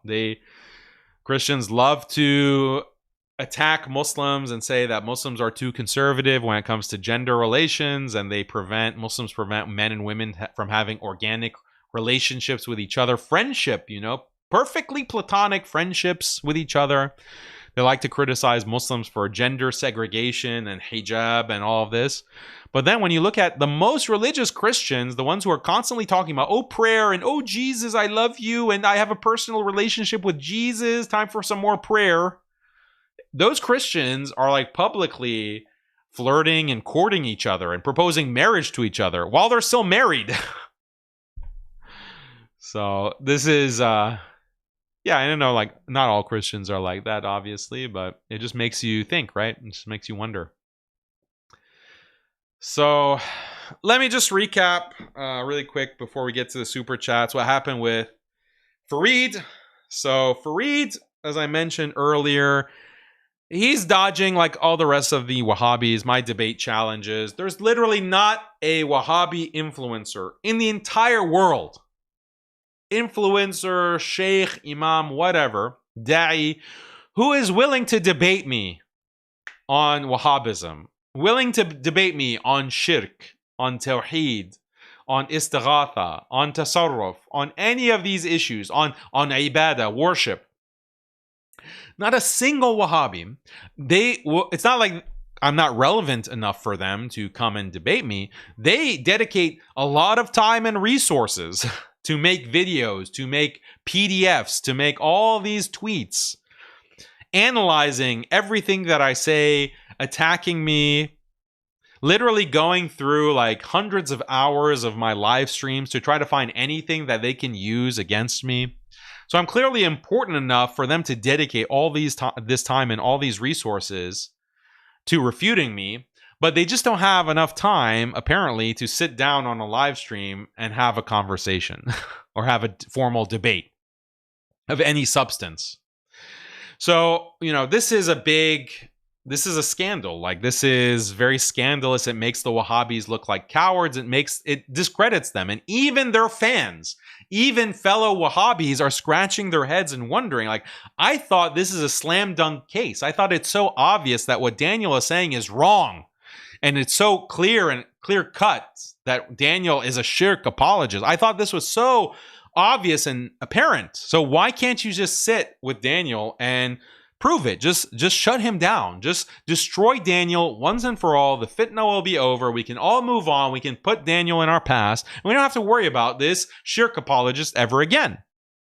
So they're scratching their heads. They hate my guts, but they're still having to wonder, like, why aren't our champions, the people who we consider so knowledgeable about Tawheed and Aqidah, why can't they sit with this casual? Like, Daniel's specialty is not even Aqidah. Daniel's focus of his work is not even Aqidah or these types of debates or this subject at all of Tawheed or Shirk or Ibadah.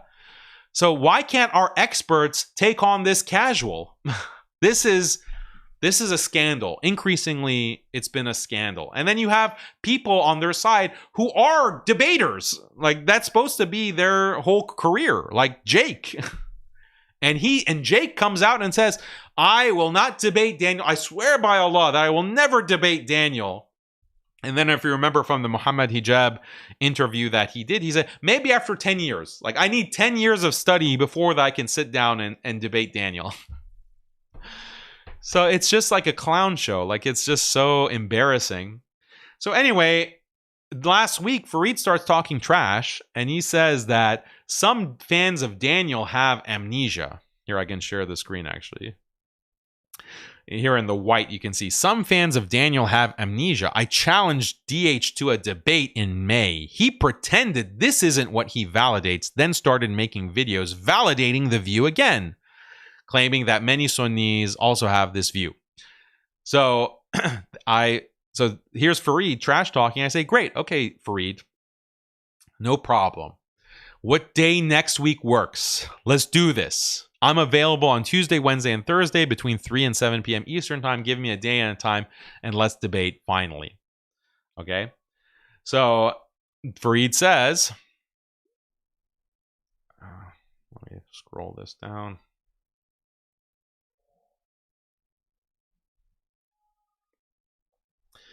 Haqiqatjou has agreed to debate, and this is the topic. This is the title and the topic. Does the belief that the 12 imams possess control over all atoms in the universe constitute shirk akbar if they are dependent on Allah subhanahu wa ta'ala? Fareed, yes. Daniel, no. That's the debate.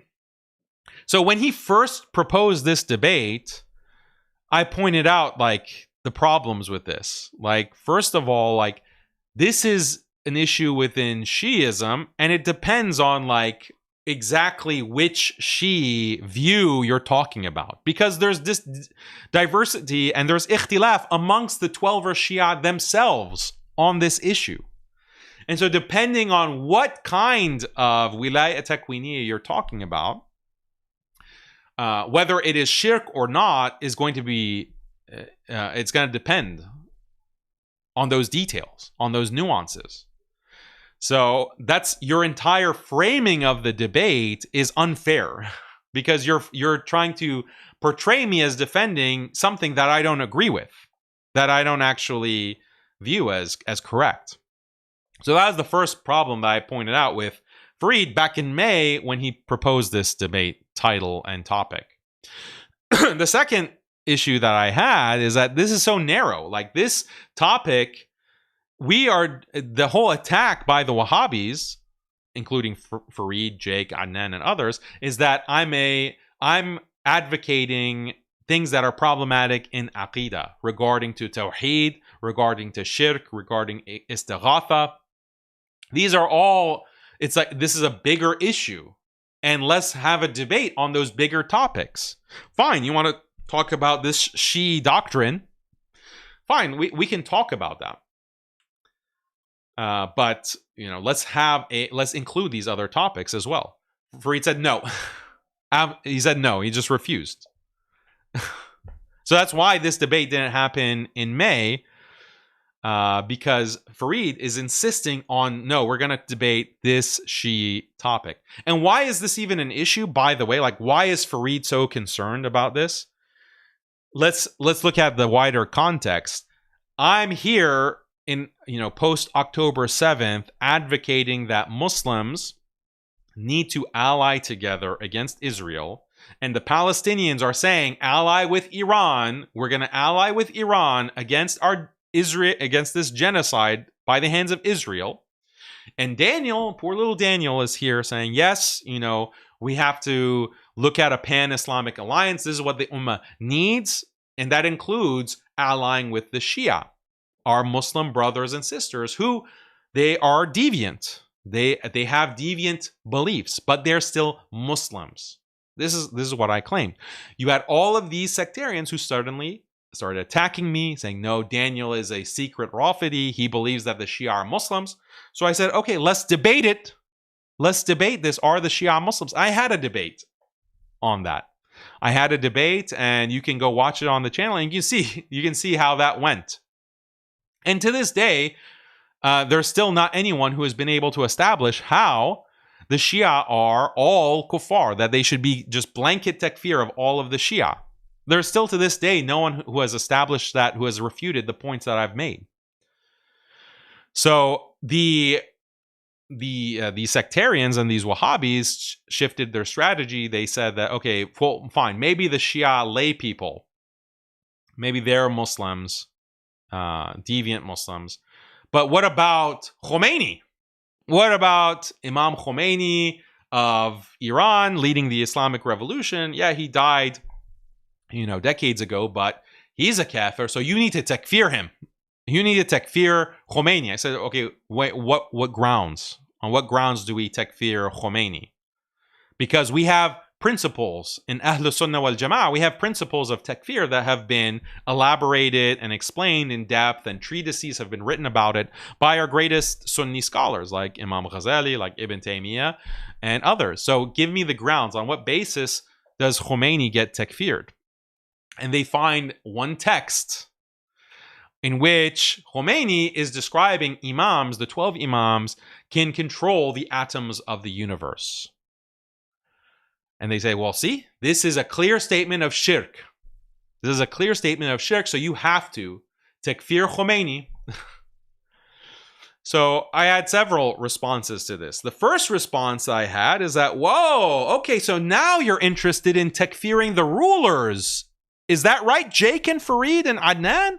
Now we have to examine the statements of rulers, because it can't just be limited to Iran, right? You have to look at the statements of other rulers, the rulers of the UAE, the rulers of Saudi, the rulers of Morocco, the rulers of Bahrain. Let's go through all of their statements and all of their actions, and see if they meet the standards of Ahl Sunnah wal Jama'ah, or are there certain things that they've said or done that fall into kufr? How about we start doing that investigation, since you've opened the door to this? And it's interesting that you're demanding that I make takfir of a specific individual, Khomeini, for this doctrine, but when it comes to these Gulf rulers, like MBZ, literally building Hindu temples, normalizing with Israel, abolishing the Sharia, backing like these terror groups in Sudan and elsewhere that are killing Muslims en masse, suddenly you don't have a criticism, let alone takfir. Like, let's put takfir off the table. You don't even criticize them by name. So that's your standard for yourself. But your standard for me is that I must takfir Iran. So the wider context of this is that they see Daniel advocating for this pan-Islamic unity, and Daniel needs to be targeted. Daniel needs to be discredited. Daniel needs to be portrayed as an agent, a deviant, a shirk apologist, a kafir, Rafidi. So the entire Wahhabi network, they pounce on this. They pounce on this Khomeini quote. Okay? And again, it's not an aqidah. It's not a concern for aqidah. It's not a concern for tawheed. It's not a concern for shirk that is driving this. That's the point I want you all to recognize. If it were just about aqidah and they're concerned with aqidah purity, why aren't they analyzing the statements of all of these rulers and applying the test? Is this correct aqidah, or is it bid'ah, or is it kufr, or is it shirk? No, they're not concerned with that. Why aren't they interrogating all these other speakers, all of these other Muslim speakers out there, debaters on what's your aqidah, bro? Asking them, what do you think about istighatha? What do you think about tasarruf? What do you think about wilayah takwiniyah? What do you think about the Shi'is? Are they interrogating anyone? It's all focused on me.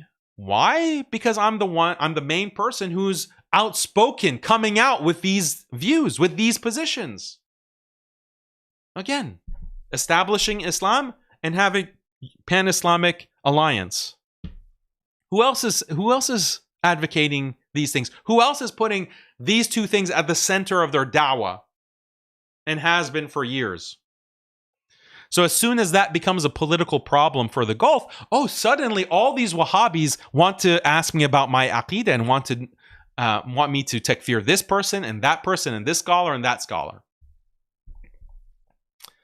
So this is the real reason that Fareed is concerned about 12er Shiism and their belief in the 12 imams. So pointing out their hypocrisy was my first response, and my second response is that, look, the idea of people, individuals, whether it's prophets or it's awliya, exercising control over aspects of the universe, this is not just a Shi'i belief. This is also a Sunni belief. And it is a Sunni belief that many Sunnis today subscribe to, like the Brailvis, for example. The Brailvis, which are not just a small group, like it's a huge number, maybe 300 million Brailvis in the entire world. So if you want to takfir the Shi'is for this doctrine, or the way that you understand this doctrine, go ahead and mass takfir the Brailvis, for one. Number two, you have many celebrated major Sunni scholars who advocate exactly this view. The view of prophets and awliya being able to exercise control over aspects of the universe, including the atoms of the universe. Go ahead and takfir them. Takfir Suyuti, takfir Subki, Al-Haytami, Al-Ramli, Nawawi, Ibn Taymiyyah, Ibn Hanbal, Ibn al-Qayyim. Go ahead and takfir all of them. So that's, that's where it stands. That's where the discussion stands, because they haven't been able to respond to any of these points. So the debate, I said, whatever. Okay, you want to debate Shi'ism, Fareed? Fine, I'll debate it. You want to debate, the Shi'i doctrine? Let's debate it. You're basically conceding, Fareed, that you can't debate Sunnism. Like, that's how pathetic these Wahhabis are. We can't have a debate about Sunni Aqidah. Like, you're so incompetent and ignorant that we have to debate Shi'ism. Two Sunnis debating Shi'ism. Or, I'm sorry, Fareed is a Wahhabi, so that's not Ahl Sunnah wal Jama'ah. A deviant and a Sunni debating Shi'ism. Like, what's the point of that? But fine, I'll debate it. I'll debate it, because even if we debate Shi'ism, I'm still going to wipe the floor with you. So I accept it. What does Fareed immediately start doing? He starts adding additional requirements. So notice, I agreed to his topic, okay? And he's phrased the topic and the title in a very biased way that makes him on the offensive and me on the defensive. I have to defend something that, if you, like an average Muslim who hears it and doesn't know anything about like these discussions, like of course a person is not going to be able to control the atoms of the universe. Of course that is highly problematic, if not outright shirk. That's going to be the response of the average uneducated Muslim. The burden is on me to explain that, oh, actually, there's a long history of individuals and there's a lot of details behind this doctrine that is found amongst Sunni scholars. When we read what Ibn Hanbal has to say, Imam Ahmad ibn Hanbal, Ibn Taymiyyah, Ibn al-Qayyim, An-Nawawi, Subki, Suyuti, all of these scholars, when we see what they have to say, this is actually not clearly something that is kufr. Even some of these scholars are saying that this is acceptable, like this is the sunnah, let alone, calling it shirk. So the burden is on me. I have to present all of this information. But Fareed, it's on his home court, basically. He can really appeal to the emotions of an ignorant audience. So I propose a debate format. We have 30 minutes opening statements. 30 minutes, I can present all the evidence. I can bring the proofs. I can show you the statements of these scholars, the Sunni scholars. 30-minute opening, then like a 10 or 15-minute rebuttal, and then we have 2 hours back and forth dialogue. We can get to the bottom of this. We have an academic discussion, respectful, and we get to the bottom of the issue. Fareed responds as absolutely not. Absolutely not. We can't. And the main issue that he has is with 2 hours of dialogue. He says 25 minutes of crossfire, and he won't accept a minute more. He won't accept a minute more. He says, no, we don't need 30 minutes of opening, just 20 minutes. and a rebuttal, and then 25 minutes of crossfire. And in addition to that, we have to have a moderator. And the moderator, I was like, yeah, sure, I'll accept the moderator. He suggested EF Dawa and Dawa Wise as two potential moderators. I said, no problem. Bring the moderators, no problem. Because I assume that the moderator is just going to keep time and make sure people are not interrupting, people are not trying to shout over the opponent, which is something that I experience, unfortunately, a lot. When I bring points that the other side can't respond to, they start shouting over me. So it's important to have a moderator who can mute people who violate the debate rules. When it's not your turn to talk, shut up. So that's why I thought a moderator was for. But Fareed says, no. The moderator has to intervene. If I object and say that Daniel is bringing something irrelevant, I should be able to object to that. And the moderator has to stop you from bringing up irrelevant points. And now normally you might think, well, what's wrong with that? That sounds, you want the debate to be on topic, so don't bring in irrelevant points or issues. Fair enough. But there's more to this than meets the eye, because Fareed has gone on record saying, when I cite Ibn Taymiyyah and Imam Ahmad ibn Hanbal and Ibn al-Qayyim, I cite these Sunni Hanbali Athari scholars on this question of control over the universe, awliya exercising control over the universe. Fareed has publicly said that this is irrelevant to the issue of wilaya takwiniya. And I presented the screenshots of this, where he says in the comments to his video, because Fareed made a video responding to my video, putting out all these proofs. And his own followers were saying, hey, Fareed, why didn't you address the quotes from Ibn Taymiyyah on the powers of the awliya? Or the Imam Ahmad quote on the Abdal, the 40 Abdal, through them rain is given and victory is given. Like, why didn't you address those quotations? And Fareed said, oh, because they're irrelevant. They're irrelevant?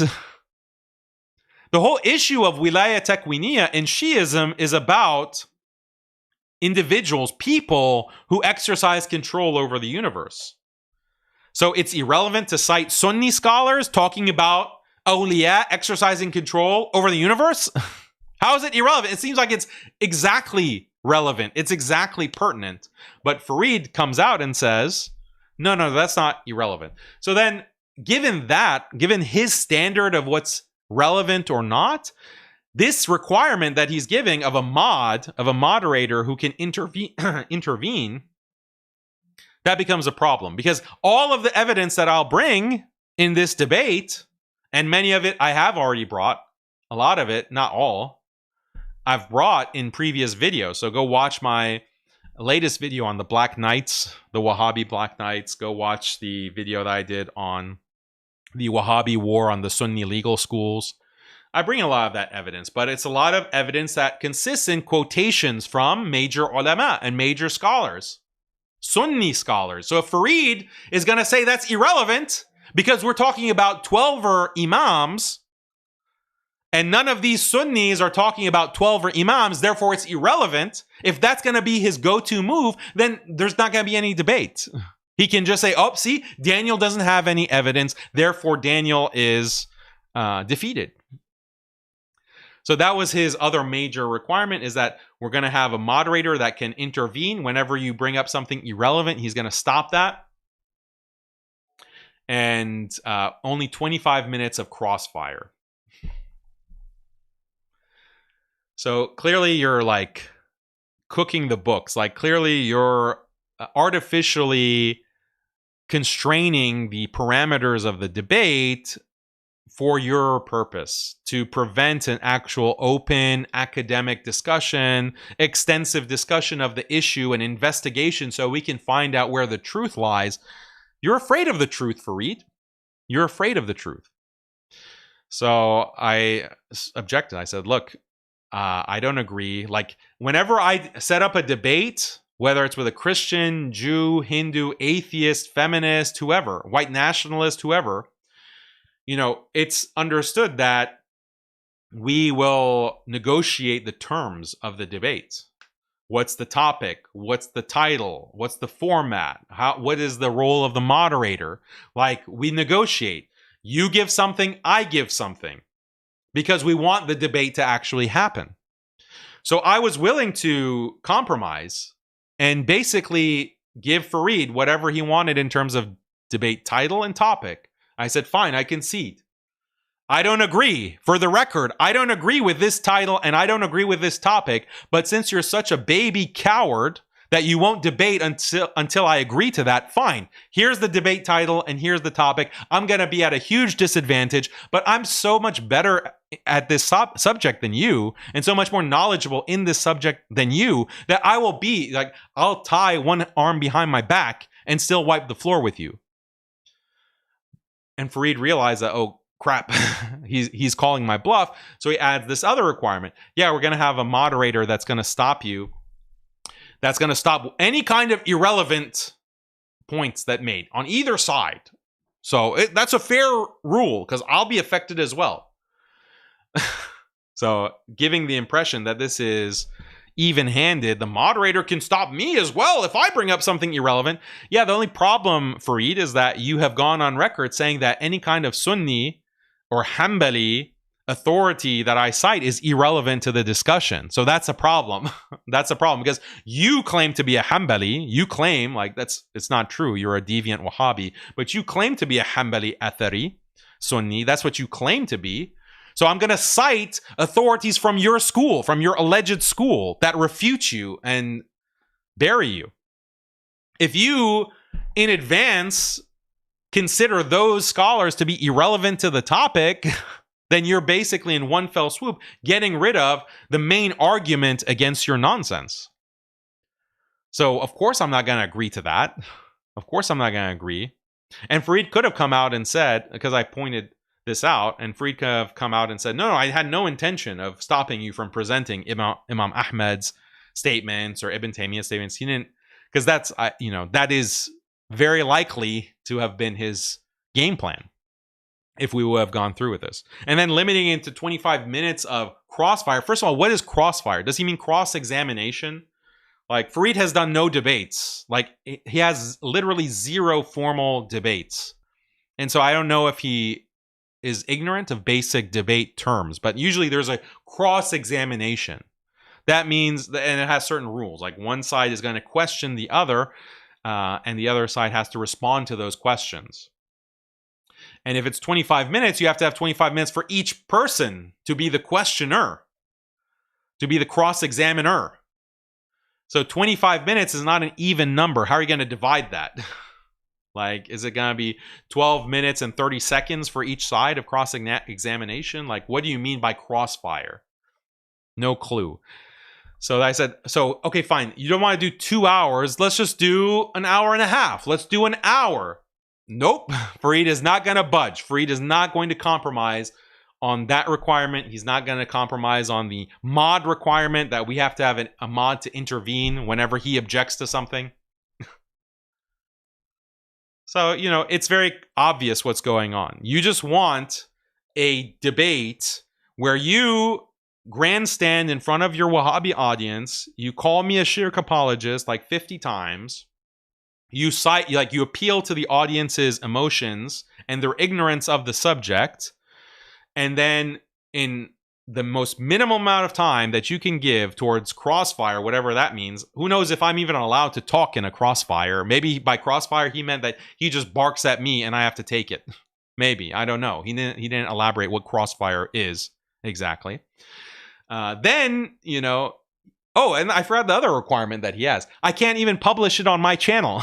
The debate can't be published on my channel. It has to be published on the host's channel, the moderator host, so Dawah-wise. So those are smaller channels than mine. Why do you want to limit that to a smaller channel? Why can't, fine, we'll stream it there and I'll publish it. Either I'll simultaneously stream it or I'll publish it after. Why can't I do that, Fareed? Says no, I'm not budging. No compromise on any of these. These are just requirements, take them or leave them. These are my conditions. you have no choice but to accept them or just leave it. So he just wants to have this like grandstanding for his audience, emotional appeal. So then after he said, oh, I defeated Daniel, I humiliated Daniel, all the bots go online and just take these clips and oh, see, Daniel had no response.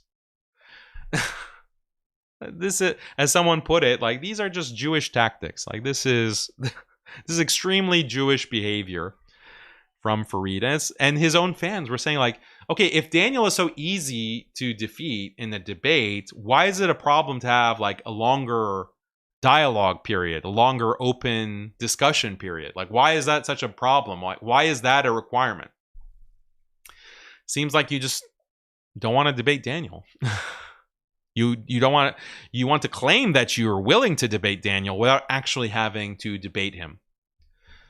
And honestly, like I'm sympathetic to Fareed. Like if I were Fareed, I would be, having to wear a diaper from fear.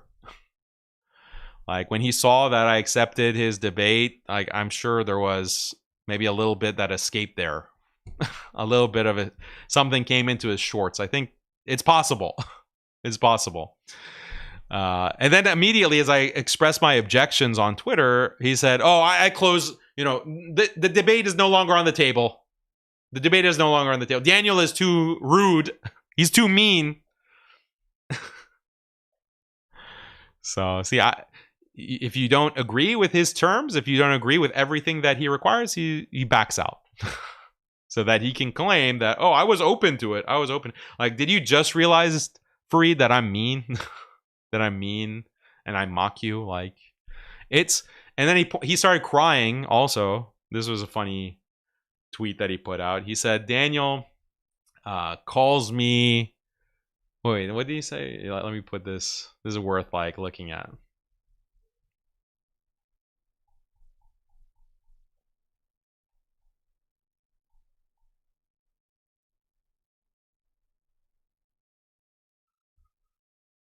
Let's see.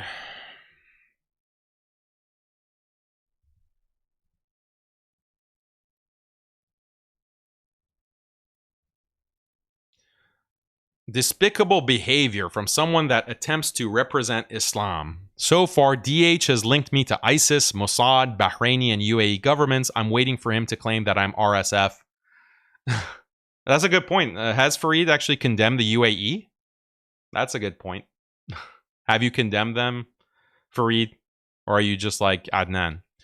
No receipts, just accusations that will haunt him on the day of judgment. Looking forward to it. So then this is Fareed crying, oh, Daniel has called me this and that. Okay, let's see what Fareed has called me. Okay. So I said, Fareed has been soft takfiring me for over a year now. He says I'm worse than open enemies of Islam like David Wood and Apus. He recently refused to even affirm that I'm a Muslim. My claims about Fareed are far less extreme. And unlike his, they're actually true. So Fareed is accusing me of being a shirk apologist, a shirk advocate. He says I'm worse than some of these big enemies of Islam, like David Wood and Apus, that literally are insulting the Prophet ﷺ, spitting on the Quran, attacking Islam day and night, normalizing Zionism and justifying Zionist crimes against the Palestinians, literally going to Jerusalem to meet with, the Israeli government. According to Fareed, I'm worse than those people. I'm worse. I'm a bigger problem, and I'm worse than those people. This is what Fareed is saying. Won't even affirm that I'm a Muslim. Meanwhile, my claims about Fareed are not even that extreme. I say he endorses literally the same takfiri principles as ISIS. That's a fact. ISIS and Fareed both follow Muhammad ibn Abdul Wahhab, specifically on his definitions of Tawheed and his chain takfir principle. So that's Fareed has the same, as an objective matter, has the same takfiri principles as ISIS. And that's one of the things that makes ISIS so problematic, is that they're constantly takfiring the entire ummah. And Fareed does a version of that, a soy version of that, on his own platform. And that's part of why he's attacking me, because I don't bend the knee and concede to his teachers' definitions of Tawheed and Shirk, etc. Muhammad ibn Abdul Wahhab. So that's point number one. Point number two, Farid's dawah, quote unquote, with the talking, compare Farid's dawah with the talking points of IDF military officials like General Avichai Adre. Like his friend Rabbi Faris, Farid is an attack dog against non-Wahhabi Muslims, conveniently serving the agenda of Israel and Israel-allied Gulf regimes. So again, like, why is he so concerned about me takfiring Khomeini and takfiring the Shia? Like, why is Farid so concerned about this? Is it just a coincidence that it's right at the time when Israel is attacking Iran and Palestinian resistance is calling for an alliance with Iran? Like, is that a coincidence, Farid? And number three, Farid, you are literally a filthy bootlicking medkhali. You staunchly refuse to criticize Gulf rulers for building Hindu temples, normalizing with Israel, and abolishing the Sharia, yet you loudly takfir Muslims around the world for far less. This makes you a prostitute, and a cheap one at that. That's my response to Farid. Like, Farid has been working very hard to hide the fact that he is a medkhali. Like, he is like Shamsi and Wajdi Akari and Rabbi Faris. That's Farid's crew, but he hides it. And it comes out like Wajdi Akari, like Dollar Store Pitbull, posted that he was meeting with Farid. Like, they're having like sit downs together. That's Farid's crew, but Farid likes to gaslight other Salafis into thinking that he's one of them, when in reality, Farid is a hardcore medkhali. Farid believes in the medkhali principle. So not only is Farid like a Wahhabi, but more specifically, he's a medkhali Wahhabi. And he knows that medkhalis are despised, even by other Wahhabis. Like, that's the thing about Wahhabis. They all hate each other. So whether they're Haddadi, medkhali, Daeshi, ISIS types, they all hate each other. So Farid has been hiding. He's been doing taqiyya about his medkhalism. But it comes out because if you ask him to say anything specifically against the UAE governments, he refuses to do it. If you ask him to condemn Rabbi Faris, he refuses to do it. If you ask him to condemn Shamsi or Wajdi Akari, he refuses to do it. So this should be scandalous for other Salafis, right? And same is true, by the way, about Jake. Jake and Farid are both medkhalis, and now we see Adnan is also a medkhali. So they want to gaslight other Salafis to think that no, we're just like normal Salafis. But in reality, they're closeted medkhalis, and they've been exposed. They've been really exposed on this point. So. And that's why, like, their support has tanked. Their support has really gone down the toilet because all these Salafis that were on board with their attack against me on the basis of Wahhabism now are clued into the fact that, whoa, actually, you guys are bootlickers. You guys are bootlickers, and you tried to hide it, but now it's coming out, and we're not down with that. We don't agree with that. We're not cool with that.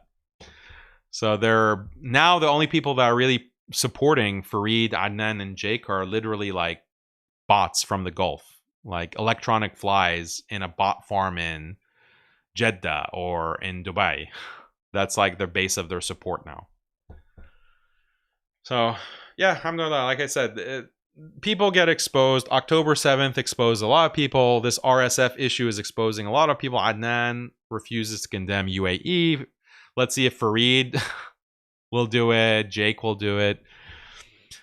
They can only make like generic statements like, I condemn violence against Muslims. Like, isn't that what Adnan did? Like, I condemn any kind of treaty with Israel. Okay, well, what about this specific country that has a treaty with Israel? Like UAE or whoever. Silence. Silence. Oh, you're a Rafidi. You're a Raf. Just by asking me that means you're a Rafidi doing taqiyya. Like, who's falling for this? So, okay. That's the show, guys. So let's look at the super chats and see what you have to say.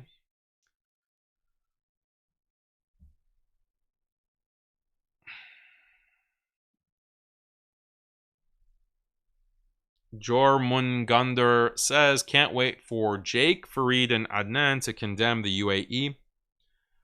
Yeah, we're waiting. It shouldn't be that hard. The mere fact that they hesitate about it, that's a huge point against them. That's like, this should be a no-brainer. This should be no hesitation. Only if you have some kind of personal interest are you going to avoid this. Especially for Adnan and Jake. Like, the only reason that you would hesitate is you have some kind of vested interest in the Gulf, business-wise or whatever. You have funders that are coming from there or that are Gulf connected. That's the only reason that can explain that hesitation. And people will say that, oh, but Fareed lives in Bahrain, and that's dangerous. If he criticizes the Gulf, it is so dangerous for him. Oh! You know, this is the claim to excuse Fareed. Okay, well, work out the implications of that. Because if Fareed is afraid, so he won't criticize, there is also a requirement that these Gulf countries put on speakers in other ways. So, are you going to praise the Gulf rulers? Because that's a requirement that some are put under. If you don't praise the Gulf rulers, you're going to be put in prison. So not only can you not condemn, you also have to put a positive affirmation. And another requirement, are you attacking the enemies of the Gulf? Like Iran, like Ikhwan al-Muslimin, like the Muslim Brotherhood. Are you attacking them? That can be your get out of jail free card. If you don't want the government to create a problem for you when you're living in Bahrain or you're living in Morocco like Jake, then you need to attack who we say to attack. Is it like a coincidence that as soon as Jake moves to Morocco, that's when he started attacking me? That's when he started putting out video after video after video. Is that like a coincidence? So if you can't trust or you have this excuse for Fareed that he can't criticize the Gulf regimes for Hindu temples because that endangers him, then how can you trust anything that he says? How can you trust anything that he puts out as being authentic? Because even his positive dawah and even what he does put out in terms of his teaching of Islam or whatever subject, how do you know that that's also not controlled? How do you know that the only reason that he's putting out is that that's what those governments allow him to put out? Or how do you know that he's putting that material out and attacking Daniel or pushing sectarianism, pushing a kind of Wahhabist attack against Ikhwan or Ikhwan related individuals? How do you know that that's not also required of him by those same regimes, by those same governments?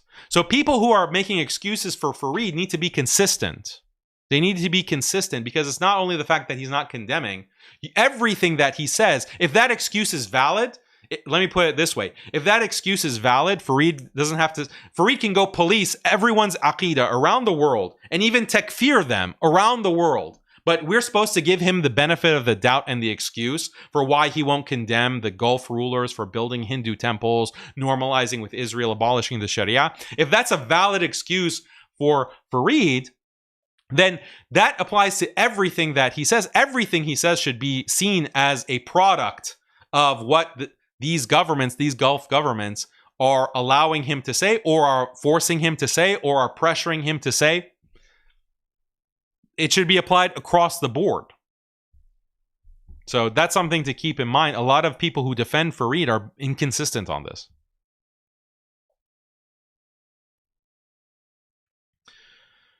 Mazhar Najib says, since normalizing ties with Israel, the UAE has pursued U.S. and Israeli objectives across the region to secure the entity's future survival. Yes, that is correct.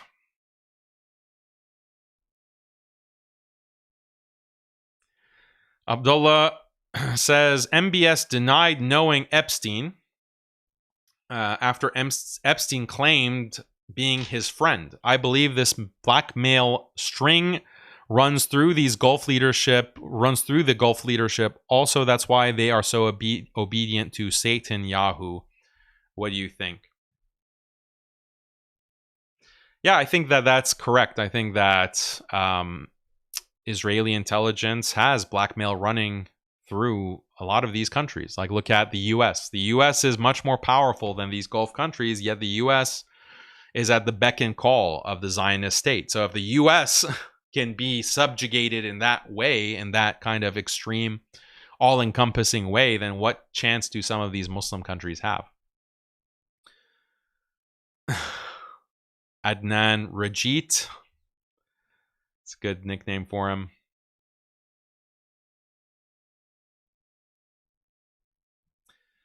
And Muslim says, hold on.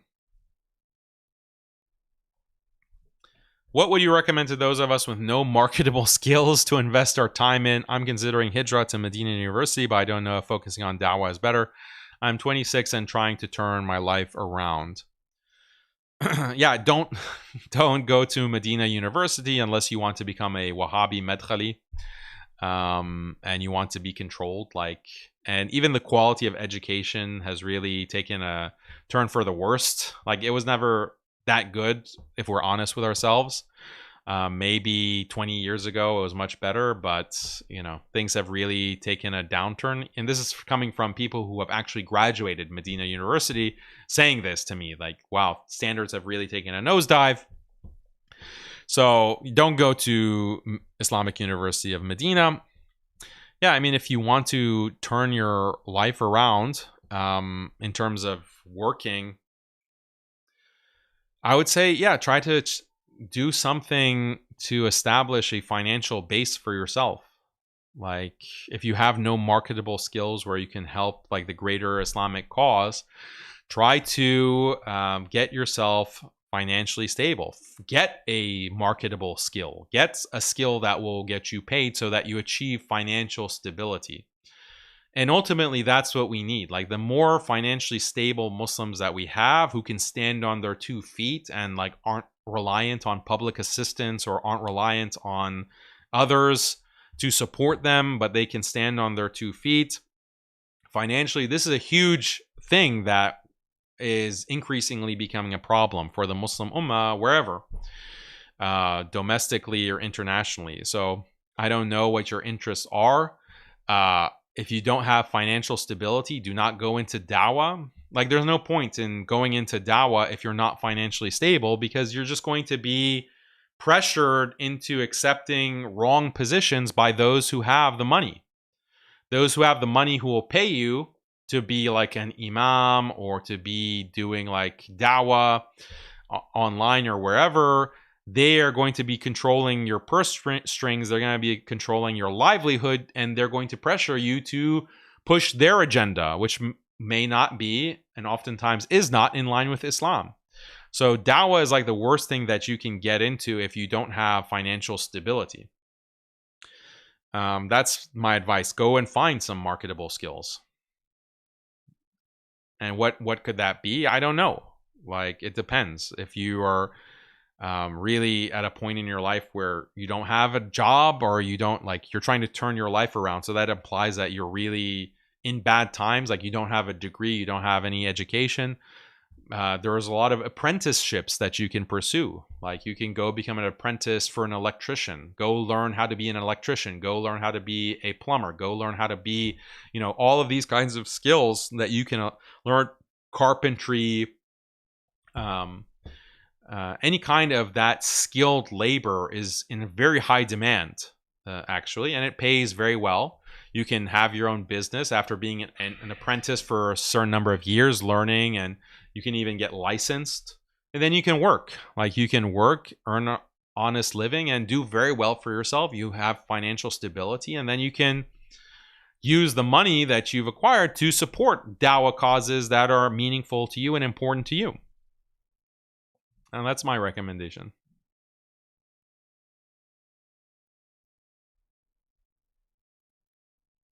Last Word says, only reason they are like this is because they're afraid of losing connections / funding with the Gulf. This is why Mufti Menk, for example, is evasive on Palestine and Israel. Iran, by contrast, doesn't have this leverage on them.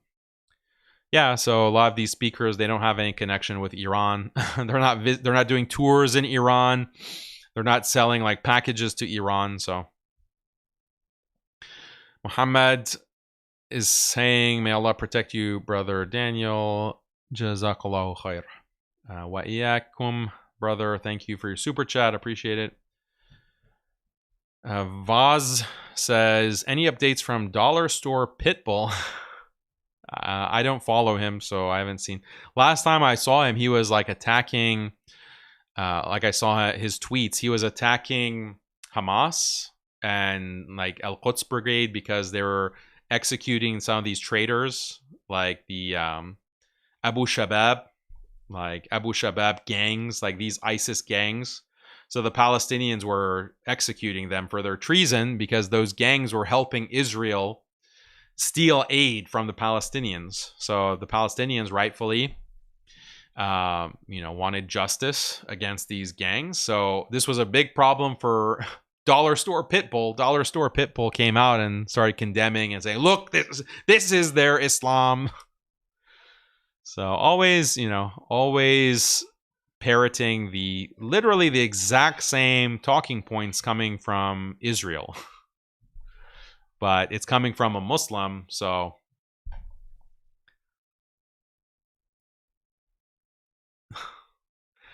the Aqidah, last word, thank you for a super chat. The Aqidah wars have gone so bad. The other day I saw an Islamic channel with a display picture of Sunnis versus Ash'aris. Ash'ari baked. Yeah, this is Wahhabis. Wahhabis' constant civil war is created on Aqidah. And that's the most pathetic thing, is that they want to constantly defame and smear others, but they won't actually step up and debate. So they're consummate cowards, and we should nonstop call them cowards and humiliate them.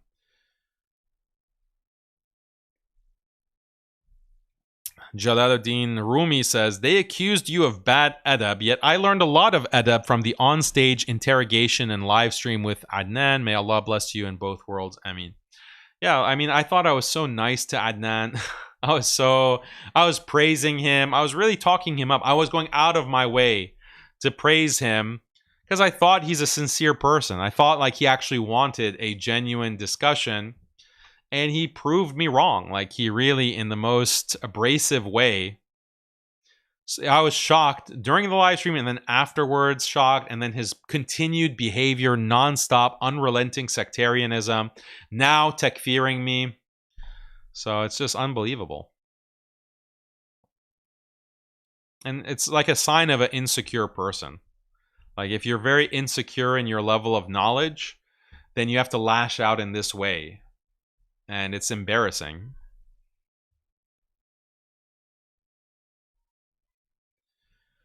Ridwan says, Wahhabi doctrine, taqlid of Ibn Taymiyyah's beliefs. But if Muhammad ibn Abdul Wahhab disagrees with Ibn Taymiyyah, go with Muhammad ibn Abdul Wahhab. And if bin Baz disagrees with Ibn Abdul Wahhab, go with bin Baz. Yeah, maybe. That's the chain of authority that they have. I think that's pretty accurate.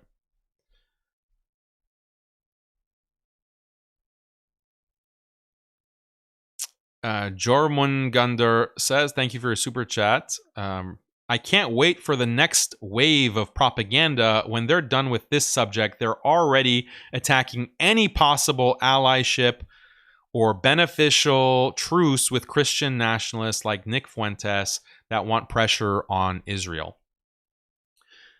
They've already attacked me on that. The first video that Jake put out was on this topic.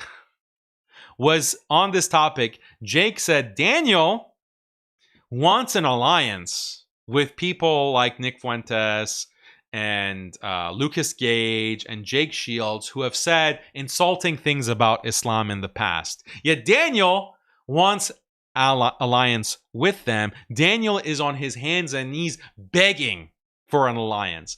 This is what Jake said over a year ago. That was his first critique. And it was only after that didn't stick that he moved on to like interrogating me on Aqidah, etc. But it's interesting. Like, it's very funny that you're noting this, because I was just thinking about it the other day. Like, why would they come out and attack me on that issue? Especially Jake, because remember when Jake and myself, we were on the Patrick Bet David podcast, the whole premise of that podcast, which was like a debate between us two versus two supposed Christian Zionists, by the way, the whole point of that discussion, Patrick Bet David wanted Muslims and Christians to come together on conservative values.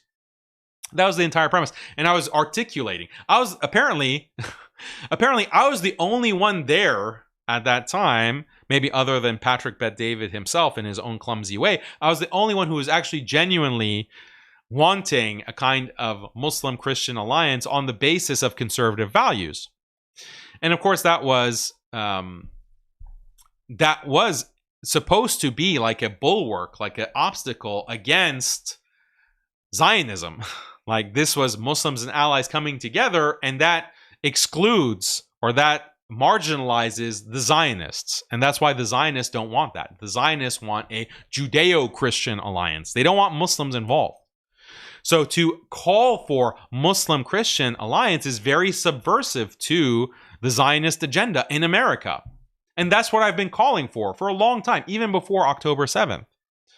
And Jake, when he comes and attacks me, that's the first thing that he really has a problem with, is Muslim-Christian alliance, because these Christians have said insulting things about Islam. Well, guess what? I also have said insulting things about Christianity. The whole point of an alliance is that these are two parties that don't agree on everything, and some of their disagreements might be quite extensive or quite deep. But despite those disagreements, there's a mutual benefit that you can pursue by allying together. That's the whole point of an alliance. There's no such thing as an alliance with someone that agrees with everything that you say. Because that's not, you're the same person then. You're the same person, you're the same entity, if you agree on literally every single view. Alliance only makes sense if it's with people that you disagree with, have fundamental disagreements with. And yeah, there can be certain lines there that you draw. And I've described this in depth on previous Haqiqat shows and in articles. Yeah, there's still principles involved that you have to apply.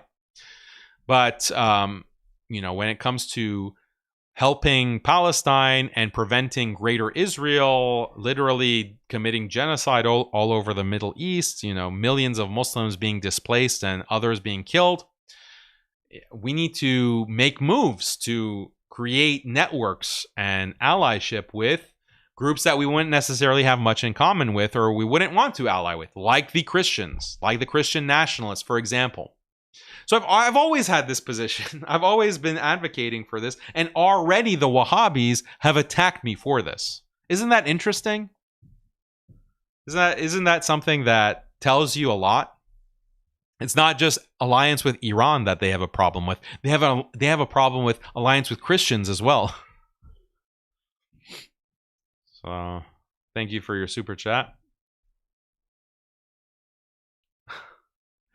Mr. Memphis, quoting someone, says, "I don't go outside because I have body dysmorphia. Satan knows how to use it against me." End quote. The greatest Christian apologist of all time, Sam Shamoun. Yeah, we had a good time in that live stream with Sam Shamoun and Christian Apologist Civil War. We're going to have more fun on Wednesday when we talk about the adultery case of Apus and Mrs. Apus. Kim Jong-Win's, how are you doing, brother? Good to see you.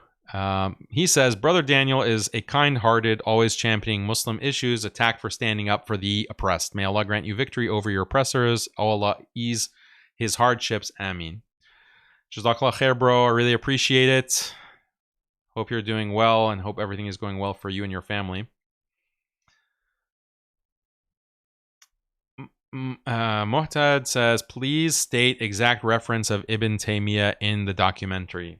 Yeah, sure. The Ibn Taymiyyah documentary is going to have exact references, and I'm going to include the Arabic. So the problem with, so some people have had this complaint, like when you look at the Wahhabism documentary, you look at some of these other videos that have a lot of citations. I'll cite the book, you know, like Majmu' al-Fatawa, for example, but I won't necessarily cite always the exact page number, the volume and page number. And the reason for that is there are many different editions of all of these books. Oftentimes, there are many editions of a book, and the page number will depend on the edition of the book, of the printing of the book.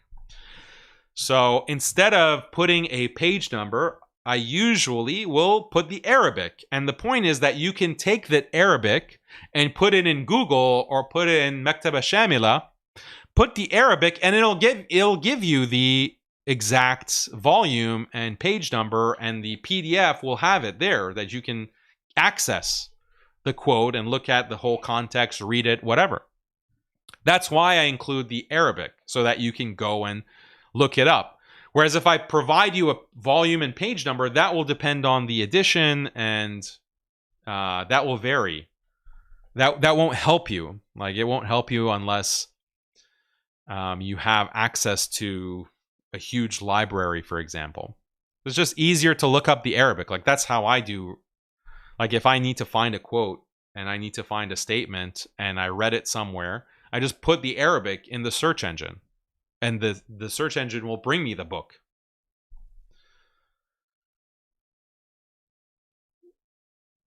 Muhammad Dayib says, Daniel, why do you think the RSF is killing civilians if they want to take over the country? Killing civilians is a way to inflict terror on the people so that people will not oppose their rule. It's a way to terrorize the population. I also think that there is a agenda to create headlines, like to create a lot of atrocity material that can push out the kind of material that's coming out of Gaza and increasingly the West Bank. They want to kind of push out like a lot of the atrocities that the IDF is committing, like the video and the photos, and they want some coming from Sudan. And it's not Jews that are doing it, it's Muslims. It's these black Arab Muslims in Sudan, the Sudanese RSF, that's committing the atrocities, not Jews, not the IDF. So I think there might be like a media component to why they're being especially aggressive, especially vile and heinous in their crimes. I think they're trying to generate a distraction. So that might be a big part of it as well. Dawa Trucker, good to see you, brother. Wa alaikum assalam. I've read recently, after the fall of former Prince Andrew, that a Gulf prince is indicated in the Epstein files little circle of friends. Yeah, like I said earlier, it's not surprising if that were the case. Epstein is, known to have been running in those circles in the Gulf. Abdurrahim says, Assalamu alaikum, wa alaikum assalam. This is a very off topic. What happened to the Genius of Islam Part 4? Did it not go further than a trailer? It's being worked on. It's in development. Dawa Trucker says, to be honest, Brother Daniel, you were too kind and you gave Adnan too much that he didn't give you the same, especially in the past debate where he was so uncharitable to you. He wronged you very unjustly. Yeah, well, what can I say, guys? We try to treat others well. We try to be nice to Muslims and give them the benefit of the doubt. We give them husn dhan, but they don't always reciprocate, and that's just the way it is. So, okay, guys, that's the super chat. I'll spend a couple of minutes looking at the regular chat. If you have something that you want to say, the regular chat, go ahead.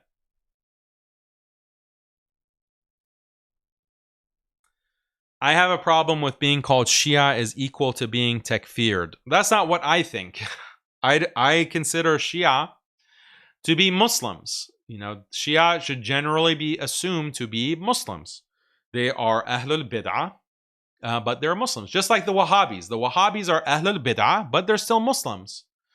So that's been my position. I've been clear on that. But Adnan Rashid considers Shia to be kafir. It's Adnan who considers them to be kafir. So when he calls me Shia, he is, by, law of transference, takfiring me, calling me a kafir. So that's the point that I was making.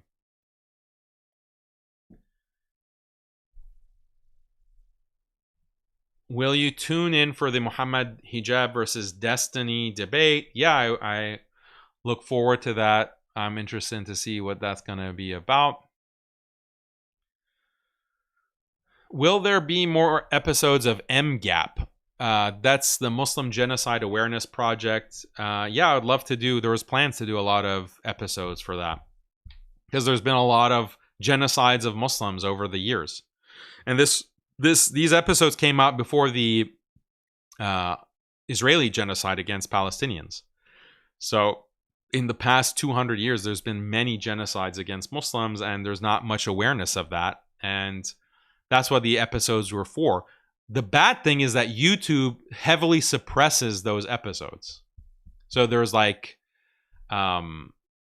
content warnings and limitations on all of those episodes. So we put a lot of effort into them, a lot of research, and they end up, just not being viewed because YouTube suppresses it. So maybe we'll put more energy in the future to put out more episodes. But if you're interested in the genocide that happened in Indonesia, for example, or the genocide that happened in Algeria by the French, you can watch the 2 episodes that we did put out.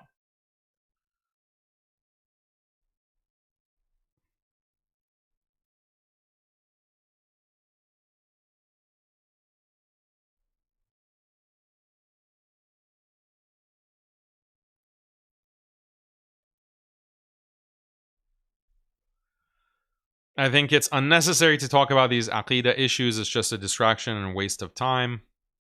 That was always my position. That was always my position. But because the Wahhabis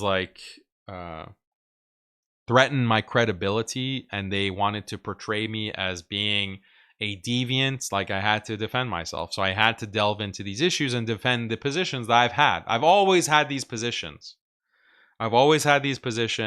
And but they're not relevant to discuss. They're not relevant to my dawah.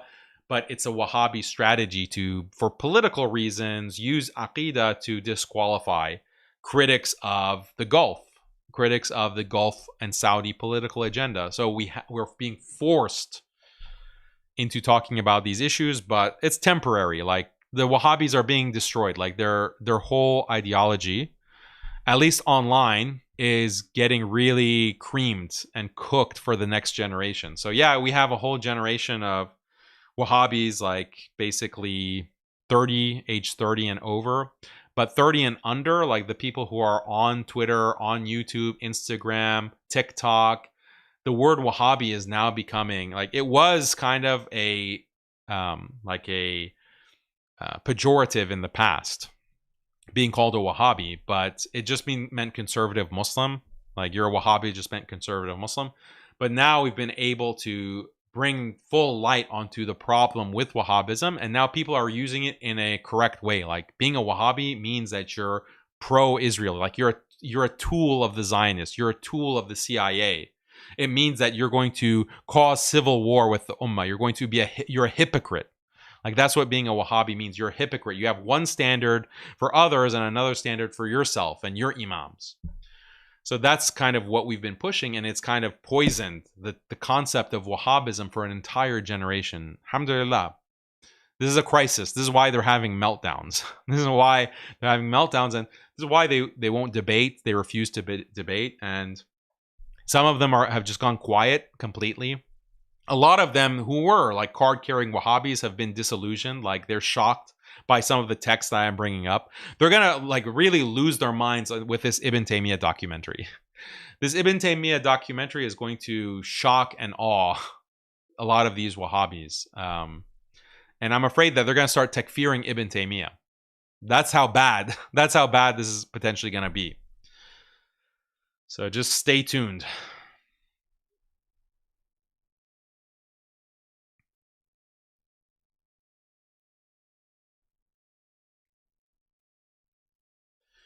Okay, guys, we're at 2.5 hours, over 2.5 hours, so I think that's enough. We're gonna have a lot of content every day, inshallah, by streaming our show.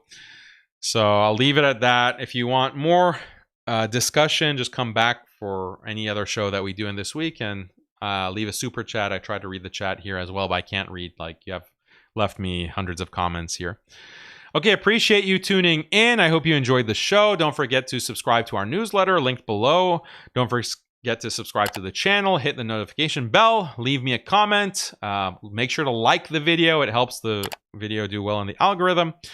And stay tuned for more content. I'll have a show, maybe not tomorrow, but definitely by Wednesday, inshallah, we'll have a show. And more interesting and exciting news for you and content. So until next time, I will see you. Assalamu alaikum wa rahmatullahi wa barakatuh.